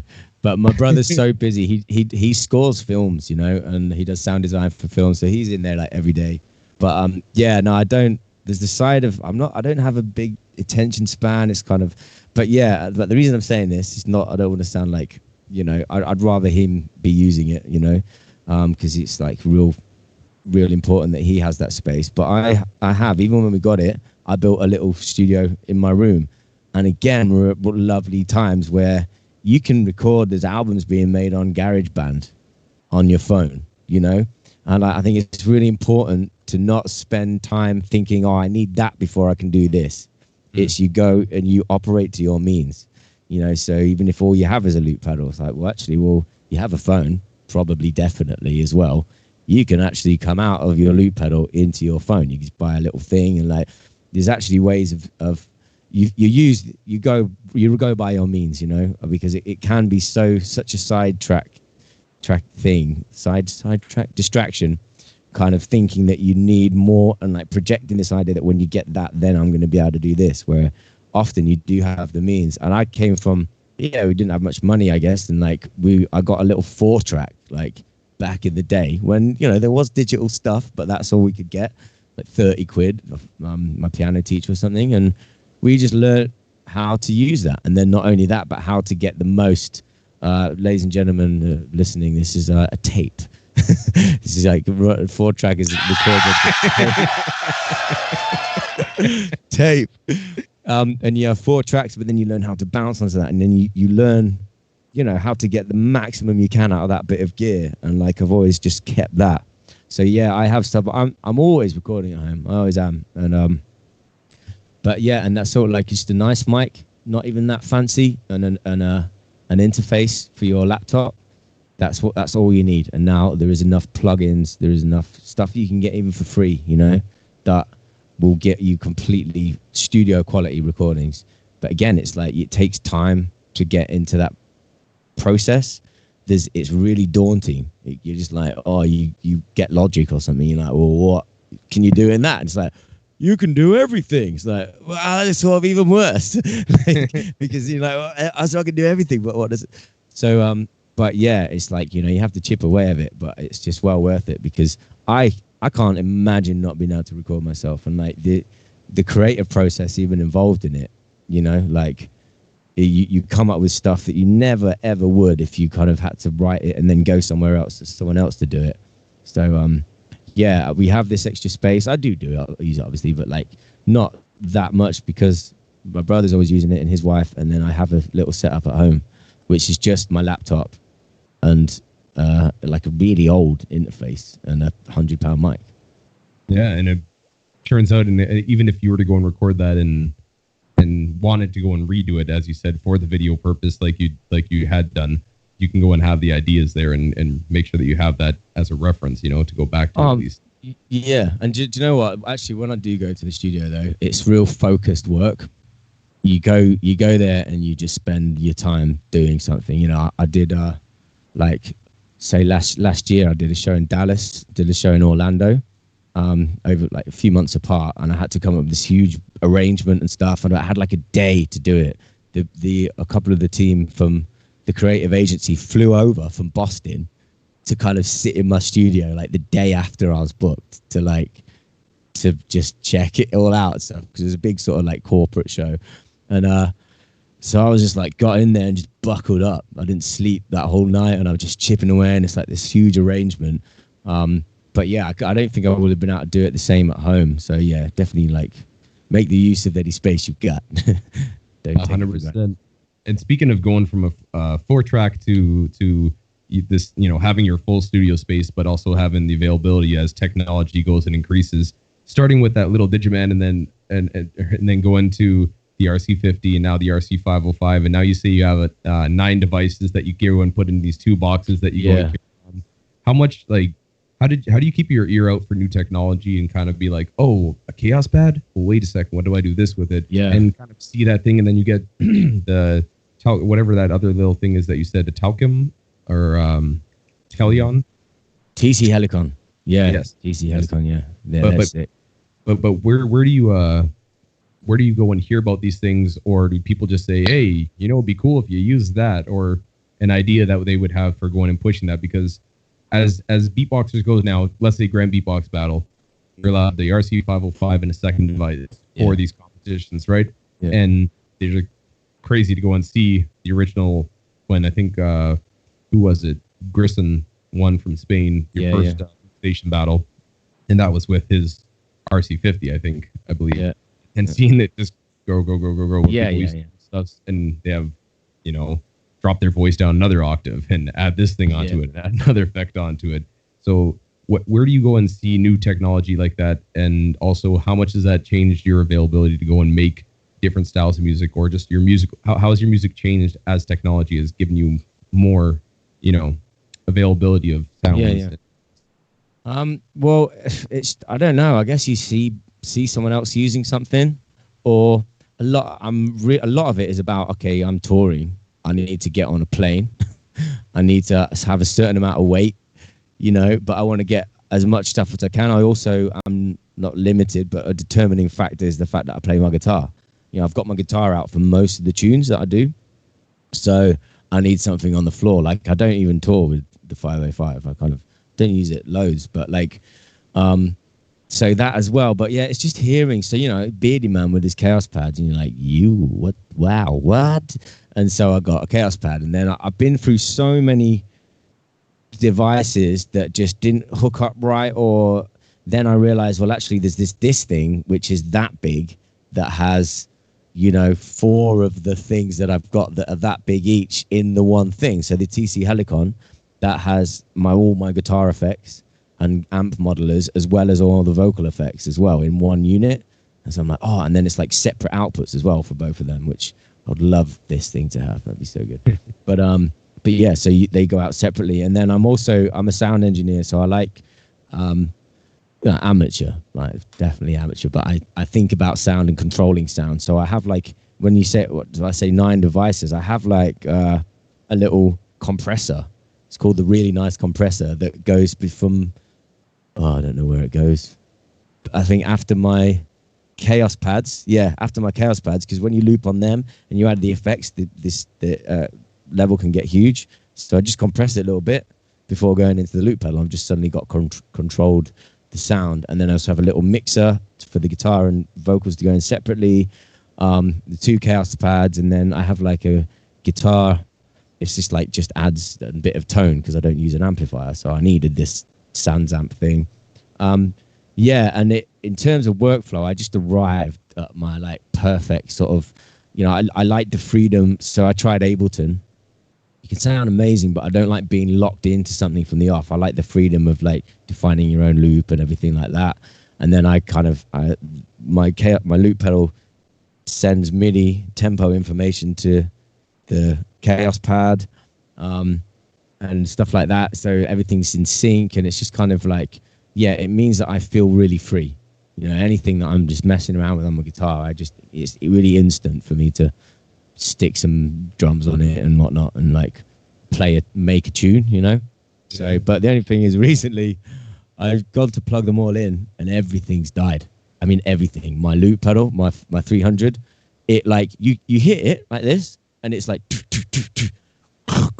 and like it's audio sounds that are then recorded into the loops. And then I have 3 Chaos pads. They're just there. They're all, something different has gone wrong with them. And say my 2 TC Helicons, they're both like, it's like you turn them on, it's like, and that's like a digital thing, I think. And the thing is, I've toured hard with them. I've got these 2 Pelly cases, which like I pack super tight. And I've also, the amount of festivals you do when you have to have like, you've got 15 minutes to change over. You're there like plugging in things. Man, my setup is like perfect, like all custom cables. So I got these 2 flight cases. One of them goes on the floor. I take out the pedal board. The other one goes on a stand. I open it up and I plug in this wiring loom, and then they're all chatting to each other. So that was important as well. Man, you just feel it's so calming. Recently they've all broken, but now I'm like, I want the 505 to somehow be involved. Because it's just got loads of things in it. I just wish there was like so many things that you're like, if there's just had this and that in there, like separate outputs for the 5 tracks. How amazing would that be if you just had another panel with just left and right for each track, and then also anyway, a few bits, but I'm gonna have that in there. It just sounds pretty nice, so I'm gonna have a new setup soon. Yeah, maybe you got to go and hit up Boss and Roland and kind of be like, hey, listen, now I need you to go and do this. Yeah, I've got a few views, probably a few sales. Like, how you doing, Boss Roland? If you're listening, like, hey, hit you up. Please reply.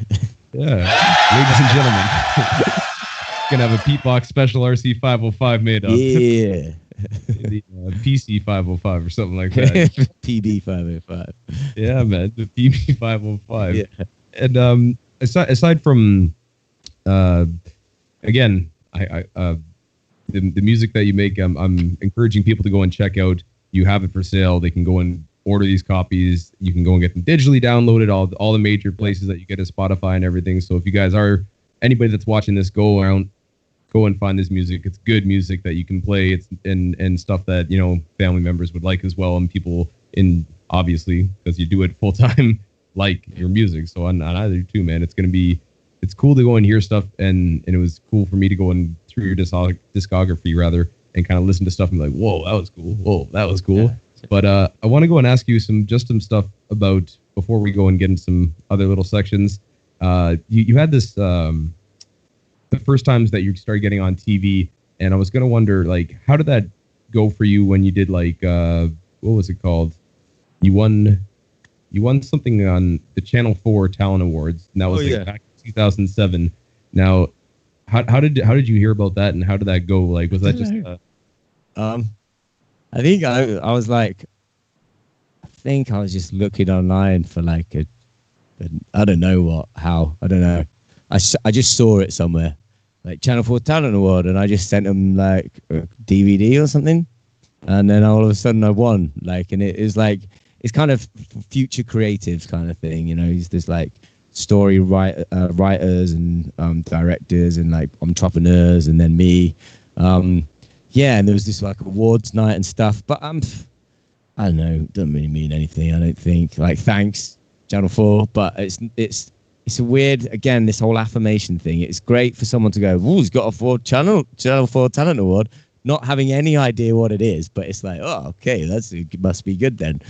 You know, I'm proud of it, but it didn't really, I don't know what, it just, I don't think of it much. But yeah. That's what that one is. Yeah, it's cool. Random. Yeah. Then on 2009, something that I found that was really cool is you performed at the World Free Running competition, and that got televised around US, UK, and I see tons of people taking clips of that and throwing it on YouTube. And you go on to Skillicious, and you teach the kids how to beatbox on that. That was super dope.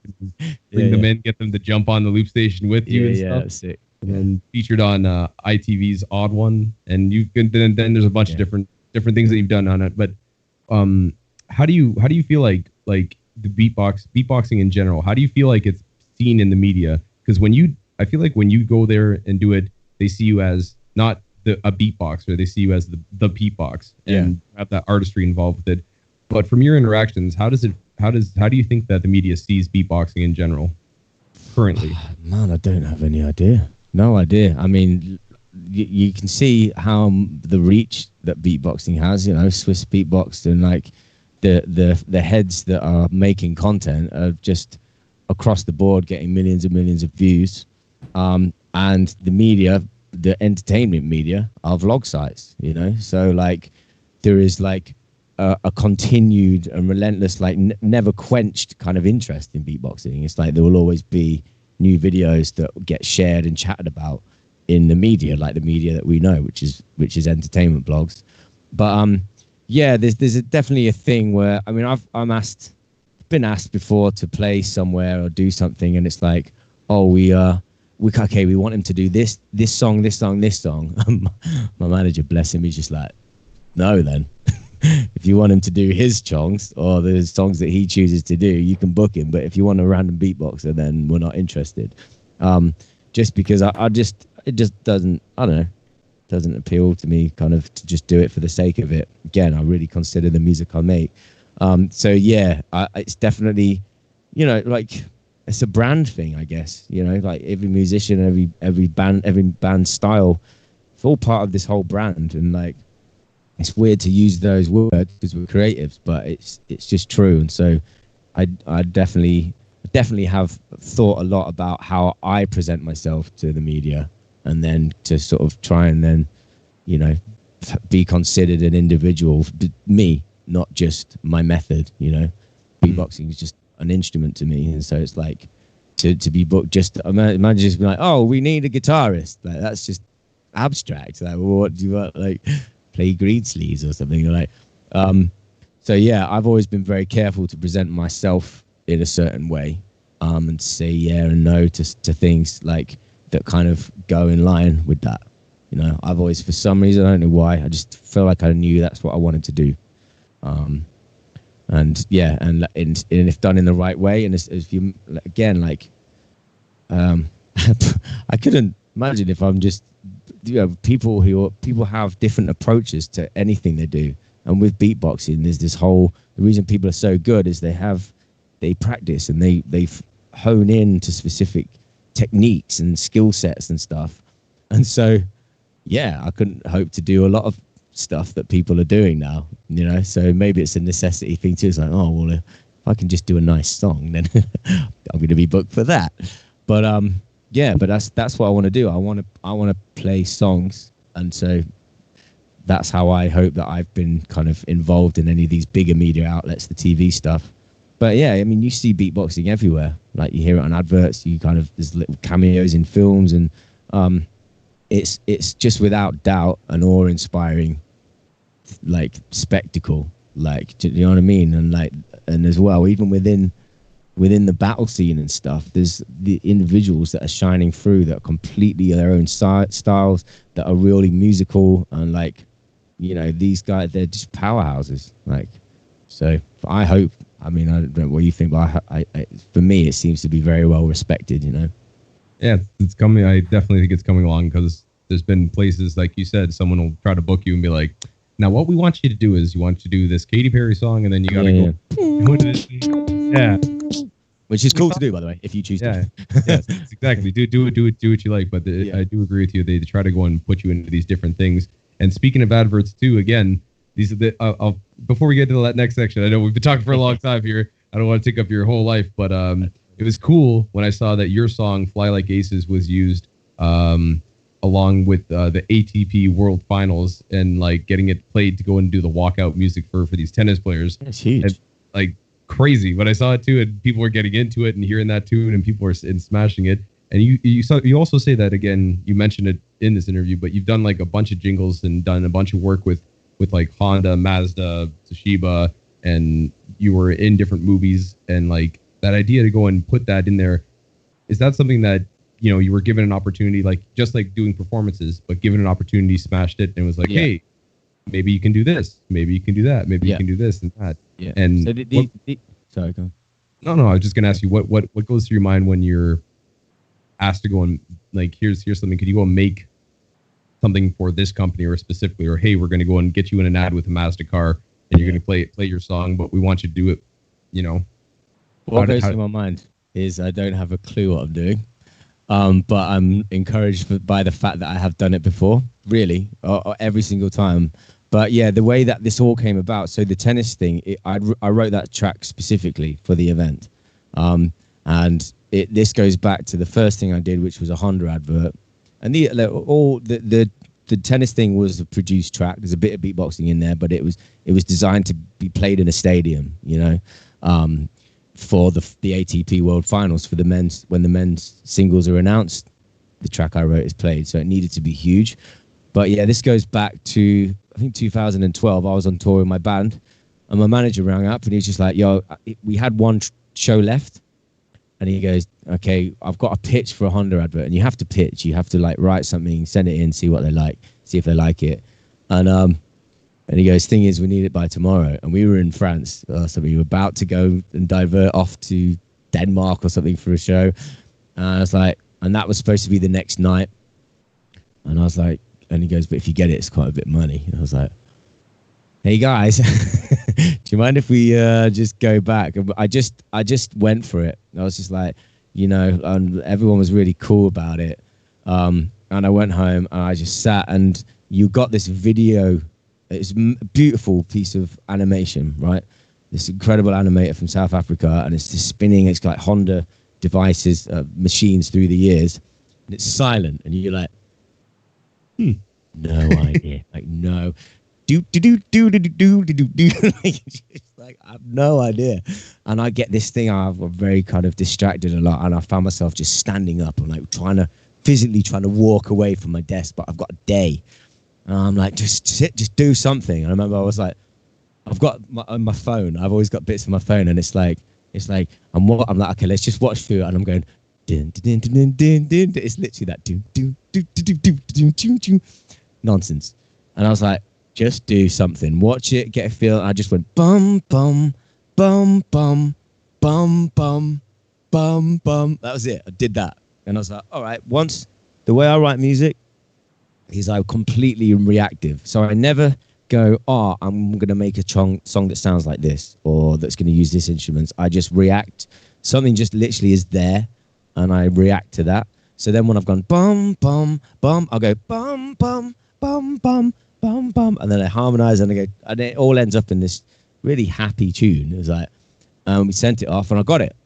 And then from that, yeah, it's like once you've got something like a Honda, I wrote the music for a Honda advert. It's just like, again, people then know about it, and then you just got a bit more leverage to kind of be heard if there's something else comes up. So I ended up doing, quite soon afterwards, I wrote the music. So I was approached to write the music for this like online series of like to get young people into farming. So it's like this kind of whole farming kind of sequence of like someone waking up to go for a day on the farm.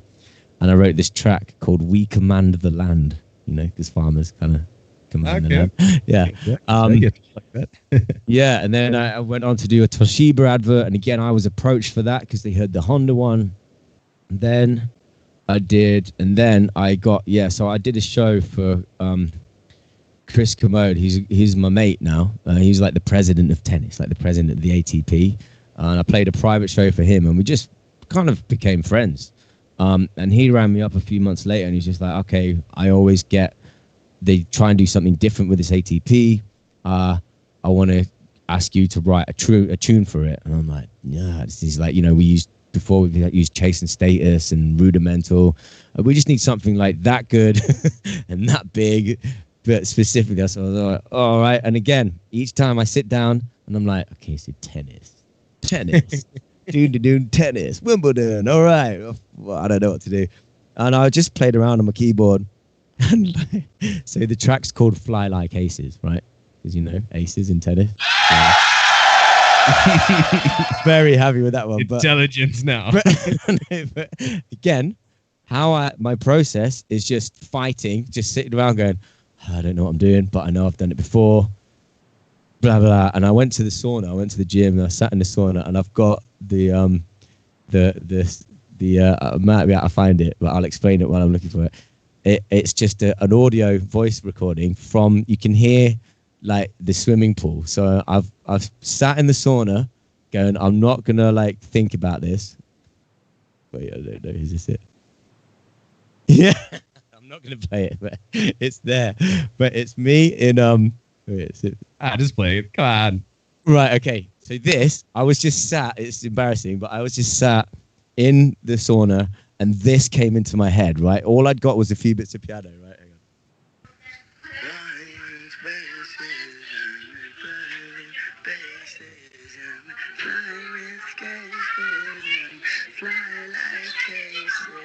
Right, there we go. That's the tune goes, we fly like yes, right? But you can hear the kids in the background and stuff. I'm just in the cubicle, like, just going, and it just popped into my head. Just, fly like aces. I was like, oh, that's it, you know. And I'll run out and I'll record it. And then obviously, for me, I liken it to like, imagine being a sculptor and you have a block of ice and you got this block of ice and you're like, I don't know what I'm going to do with it. You get a shotgun and you just go shoot it. And then you look and you go, that kind of looks like that. And then now I'm just get the chisel out and I start to chisel, and then I get the file out and I start to file and shape it into something which kind of is reacting to the form that it is taken. That's what I'm like with music. And yeah, I've ended up I wrote the music for a Mazda advert. I wrote the music, a track called Me and My Amigos for a Monster High tune, which is like a Latino hip hop track written and sung by the perspective of a high school teenage monster. You know, and it's just, much as I feel like I don't know what I'm doing, I have the belief that I do. Like, I try and feel the weight of the fact that since I was 13, all I've done is music. And then I just kind of like try and relax. And then my brain just does a lot of it, you know, like just kind of I'm messing about. and then but I know what sounds good, and I know I have the ability to write for a specific purpose too. And do you know what? I love it. I love to see what comes out. I'm a sort of an observer with it. I don't know, it will sound really weird, but like when you're reacting to stuff and you're like, oh yeah, like you're kind of, when you have no idea where it's going to go, you are observing the process. And it's just it's just amazing to see what you've come up with in that context, you know. Me and My Amigos is probably the most vibes track I have ever written. It's like, check it out. It's called Me and My Amigos. Check it out on YouTube. It's like a cartoon thing. It's had like over 1 million views for the track, like just that one track. And it's vibes. Yeah, man. So again, you've done a lot. You do all sorts of festivals. You go in. Speaking of adverts, what was it? My Motive, and you did one down that was shown in Mexico for a cell phone advert. Oh yeah, up throwing around and just shows you talking to people on the phone, but beatboxing. Yeah. With the two girls. Yeah. Sick. Sick. Saw that, I was like, oh, this is deep cut. yeah, it's random. Yeah. But again, adverts, songs, musically doing festivals, smashing stuff. Yeah, man, I want to go and bring into this next little section I like to call basically rapid fire. Rapid fire. Rapid fire.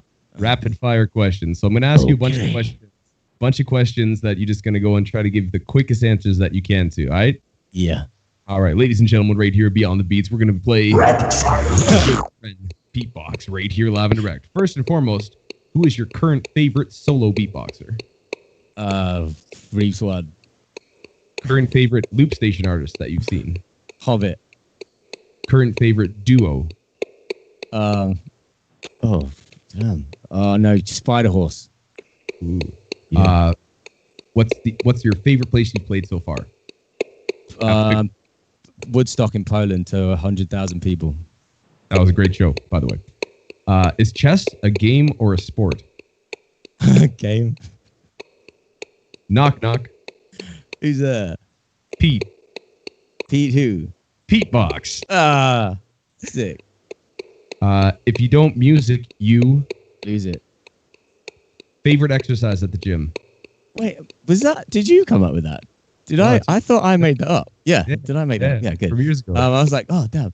No, I look at you. Yeah, good. I was like, whoa. Sorry, what was the new one? Favorite exercise at a gym? At the gym? Yeah. Press ups. Most hated of exercise? Anything to do with hamstrings. Best snack in the UK? Chili Watsits. Crisps, chips. Favorite UK meal when you go home? UK meal. My favorite meal is macaroni cheese. So can I say that? Yeah, that's a good one. What is a UK standard for food that you hate the most? Is there something that's in the UK that you just don't like? Unfortunately, it's all over the world. I don't like mushrooms, but I wish I did. Yeah, okay. I wish I did. And last but not least, favorite topping on a pizza? Mozzarella cheese. Rapid fire questions right there, live and direct. Next up, that was intense, bro. Yeah, I tried to ask you something. Yeah. If you don't use it, you like it. I like that quote too. Yeah, I saw that. I can't. I was like, I thought I made that up. No, I think you did too, but I found it. I was like, dope. I like that a lot. Now, next section is my good friend and yours. My friend Papuni. My friend Papuni. My friend Papuni. He's got a few questions. Yeah, he's got a few questions for you. So, yeah. Okay. One of his questions is, have you ever got a present that was a box with Pete in it? No, thankfully. What, does he mean actual Pete or like myself in there? No, I think he means actual Pete from the way he spelled it. Thankfully not, but yeah, I mean, if you want to send it, I have a PO box that you can. Yo, I think it's just full with Pete now. Oh my god. Yo, that's Pete in the box in a box. Oh, well. Keep it going. Yeah. Just Inception, Pete box.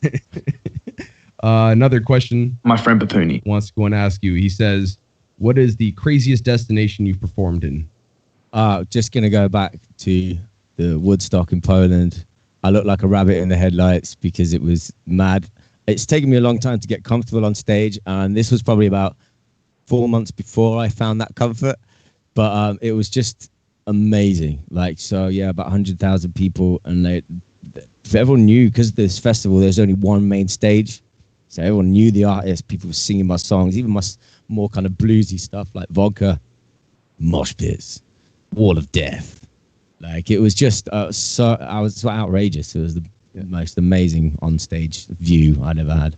Videos from that are nuts. It was pretty crazy to watch. I'm like, whoa, he's got a sea of people. And I'm like, what's going on? Yeah, it was magic though, to sort of be welcomed in that kind of thing, and like to hold my own as well on a stage like that.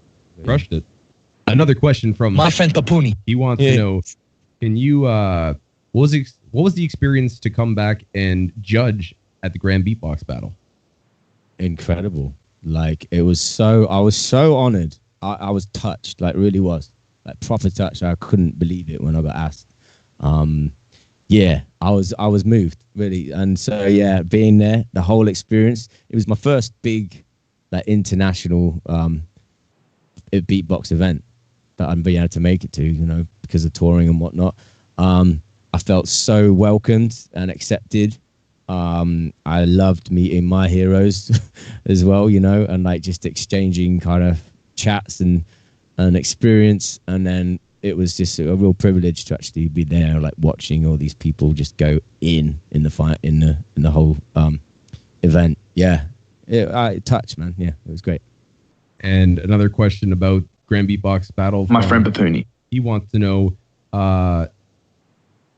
you're always, this is more of a statement the way he wrote it, but I hope you had a good time, and he's eager that you come back to the GBB to have good times with us, because it's an event where people have good times. He's had good times about 4 times now in this, but whether you come to judge, perform, or just come and hang out, you're always welcome. But another question that he had about it was, how was it to sit on that panel? And because you have a good understanding of the technical aspect of stuff, but I'm just going to go and ad-lib a little bit because it's a little mumble the way you put it, but how was it for you to go and sit there and judge these guys with their stuff and having some knowledge of the machine, but like used in different ways? Because you said that some of them, obviously, it's crazy how people have done stuff with just 2 things. But for yourself, how was it sitting on the judging panel to make those decisions when you were watching it live? And how, like, obviously it's a hard thing, but how was that for you to go and sit there and be like, how, you know, try to figure out what they're doing and not just necessarily enjoy the moment, but actually have to judge it? Well, I mean, one, I've really enjoyed it, and if you could see in the videos, I'm just like, yeah, boy. But it was wonderful, really wonderful, and like luckily, every single round there was just a moment where I knew that was it. That you just have to go on your feeling, because it's like you can't say who's better, you know, and all these things. It's like who's won the round. That's a big thing in my mind. It's just like, okay, it's got to be round by round, because you like, you know, you like little bits and bobs of what people are doing more than others and whatnot, but like technically and everything, it's just like, okay, so who's doing more, little bits like that. But like there was always just a point at which I was like, I know who's taking this, you know, which I was really grateful for, because there was times where you just like freaking mind blown by everyone, you know, and then a little something would happen, and you're like, yeah, okay, they've got it. But I mean, it's a real privileged position, and like, you know, as well, you know, I know exactly how important it is to everybody, and like, you know, it was nice for somebody to, like, you guys to have faith in me, you know, and Pony to have faith in me and trust that I'll know what I'm on about, and I do. I really know what I'm on about. I know what to listen for, and like, yeah, I really do think I do listen to a lot, and like, yeah, so I just felt like I just had a great time, even with that little pressure, you know, of just like, oh, you know, I know there's a lot riding on this, but I always knew. Yeah. That's dope. And the last question from my friend Papuni. My friend Papuni wants to know why have you not sent a shout out to him recently, and when are you going to? Oh, I didn't know that he was waiting for one. I'm going to do one soon. Yeah, I'm totally there. But Pony, it's coming. All right, you heard it here first. Yeah. A Beatbox shout out for Swissbeatbox coming sometime soon in the future. Now, people have been watching, and they have a few questions. So, Ish, questions from the crowd. A question from the crowd is, other than touring with Xander, have you ever released songs with him? No, we've chatted about it loads, but just never quite got together. But I mean, I hold out hope that one day we will. I'd like to hear that too. That'd be a fire collab. Yeah, that'd be sick. Another question from our crowd. How do you stay motivated when you're forced to make your living off of music? Well, the word forced, I'm not forced to, but yeah, I guess I'm compelled to stay motivated. Again, my motivation is to earn money from my passion in order to be able to pursue my passion when I want. So that's the motivation. It's just like, how else do you know, in this society that I choose to live in, I live in London, you got to earn money.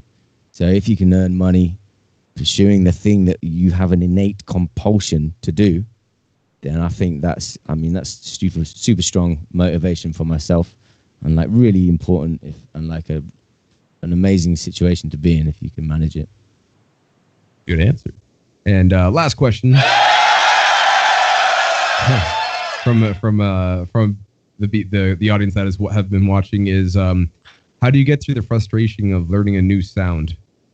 I don't. I literally never do that. You know, something amazing happened to me the other day. I always have to really just to not. It's like I can't really do it. Like my inward snare, that would be like I can't even do it as small as it was because I got that now. So that I think it sounds all right. Does it sound okay? Yeah. So it's just like sounds like what I always wanted it to. That just appeared to me, like, so I wasn't even there working on it at all. Just it was a little gift about a year and a half ago. Whereas before it's like, it's just so disappointing. Then just one day I was like, oh my gosh, like that's cool.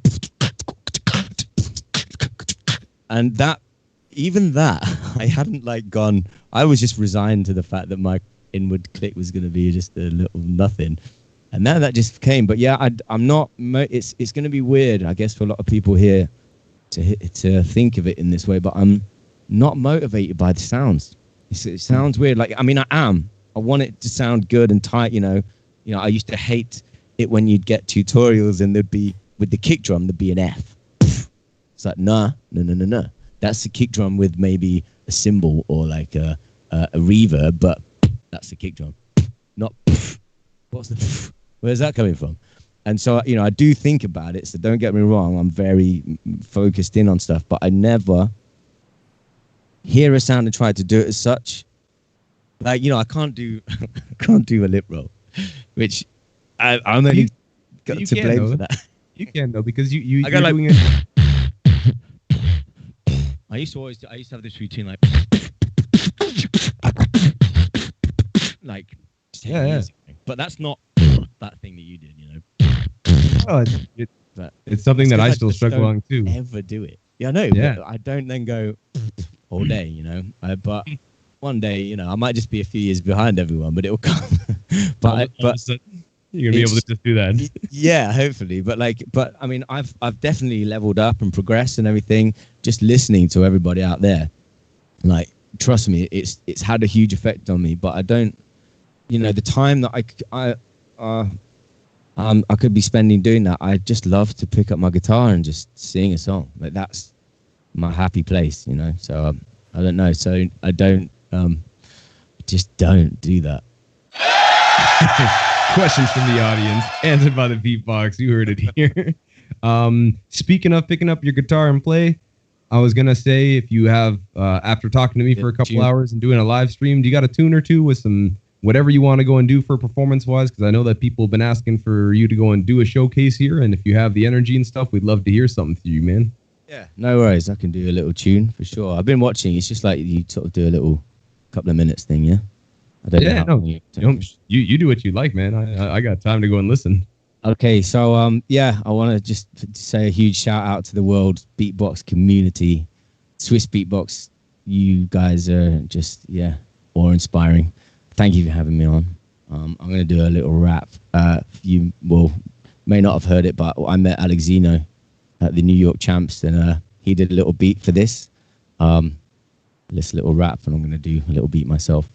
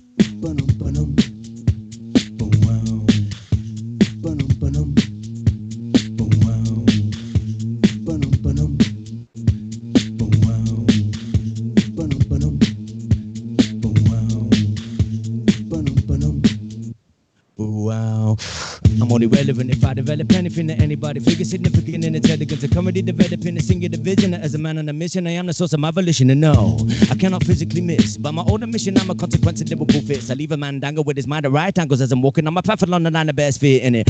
Mine sound atrocious, but all I care about is my own physical focus. Concern is only lying in the place that I decided, even summon up the ties to make my world spin right. And yeah, I'm a little bit down. Hell is waiting for me and I'm seeking it out. I'm seeking it out. Hell is waiting for me and I'm seeking it out. I'm singing. Ba-dum, ba-dum. Bo-wow. Ba-dum, ba-dum. Bo-wow. Ba-dum, ba-dum. Bo-wow. Ba-dum, ba-dum. Bo-wow. Thank you very much. Yeah, man. That was tight. I like that. Maybe I should do that as a shout out and then, but record it all nice. Yeah. Yeah, that was dope, man. Thank you. I always like in your voice, man. That's like the last thing I'm gonna ask you about. Really is I think we've covered a good amount of stuff, but where did the singing come from? Is that something that was trained? Because you said you never took more lessons after the guitar. Is that just years of singing? Yeah, I never thought of myself as having like a voice. Like my brother, he's got a voice, like it's beautiful, like his tone and the effortless pitch and everything. And I guess there's an effect where you kind of grow up next to that, and like he's just like, well, I'm not as good as him. So, but I always write. I'm a very lyrically driven person. I'm moved by melody. Melody for me is the thing that gets me kind of crying at music and gets me making music. So I've always sang. But yeah, it's only, I never tried. I mean, again, I could not imagine like, oh, like that was just take the whole fun and joy out of the idea of singing away from me.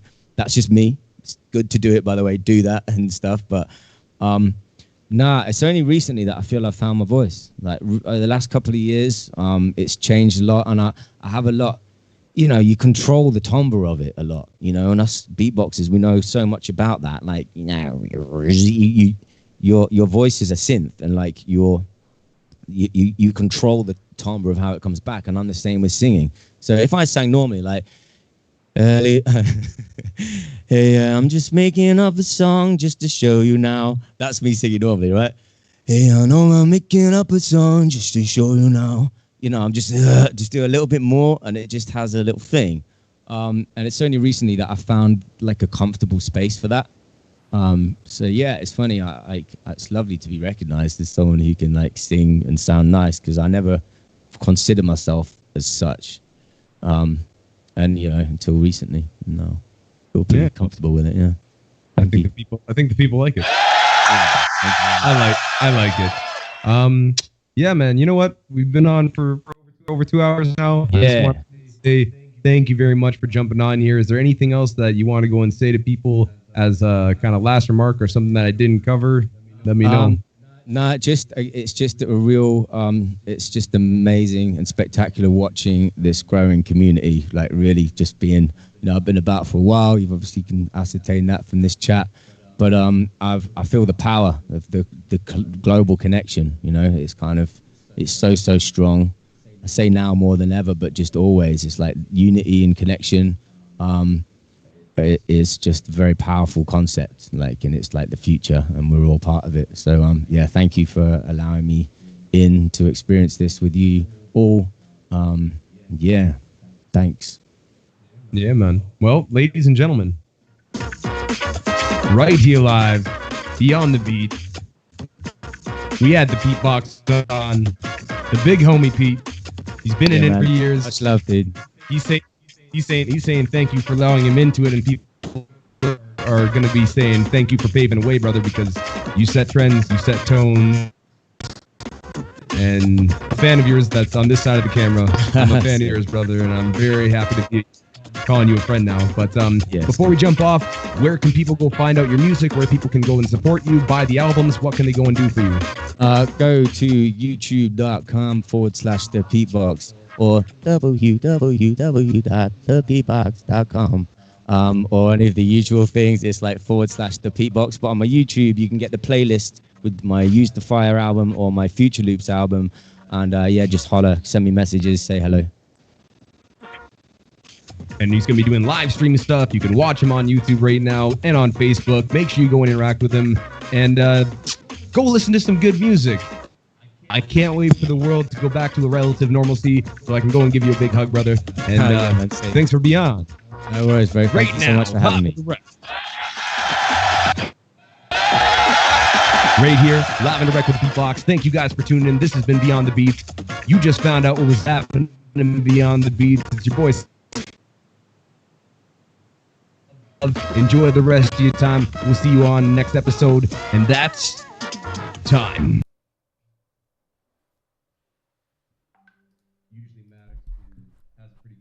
Yep.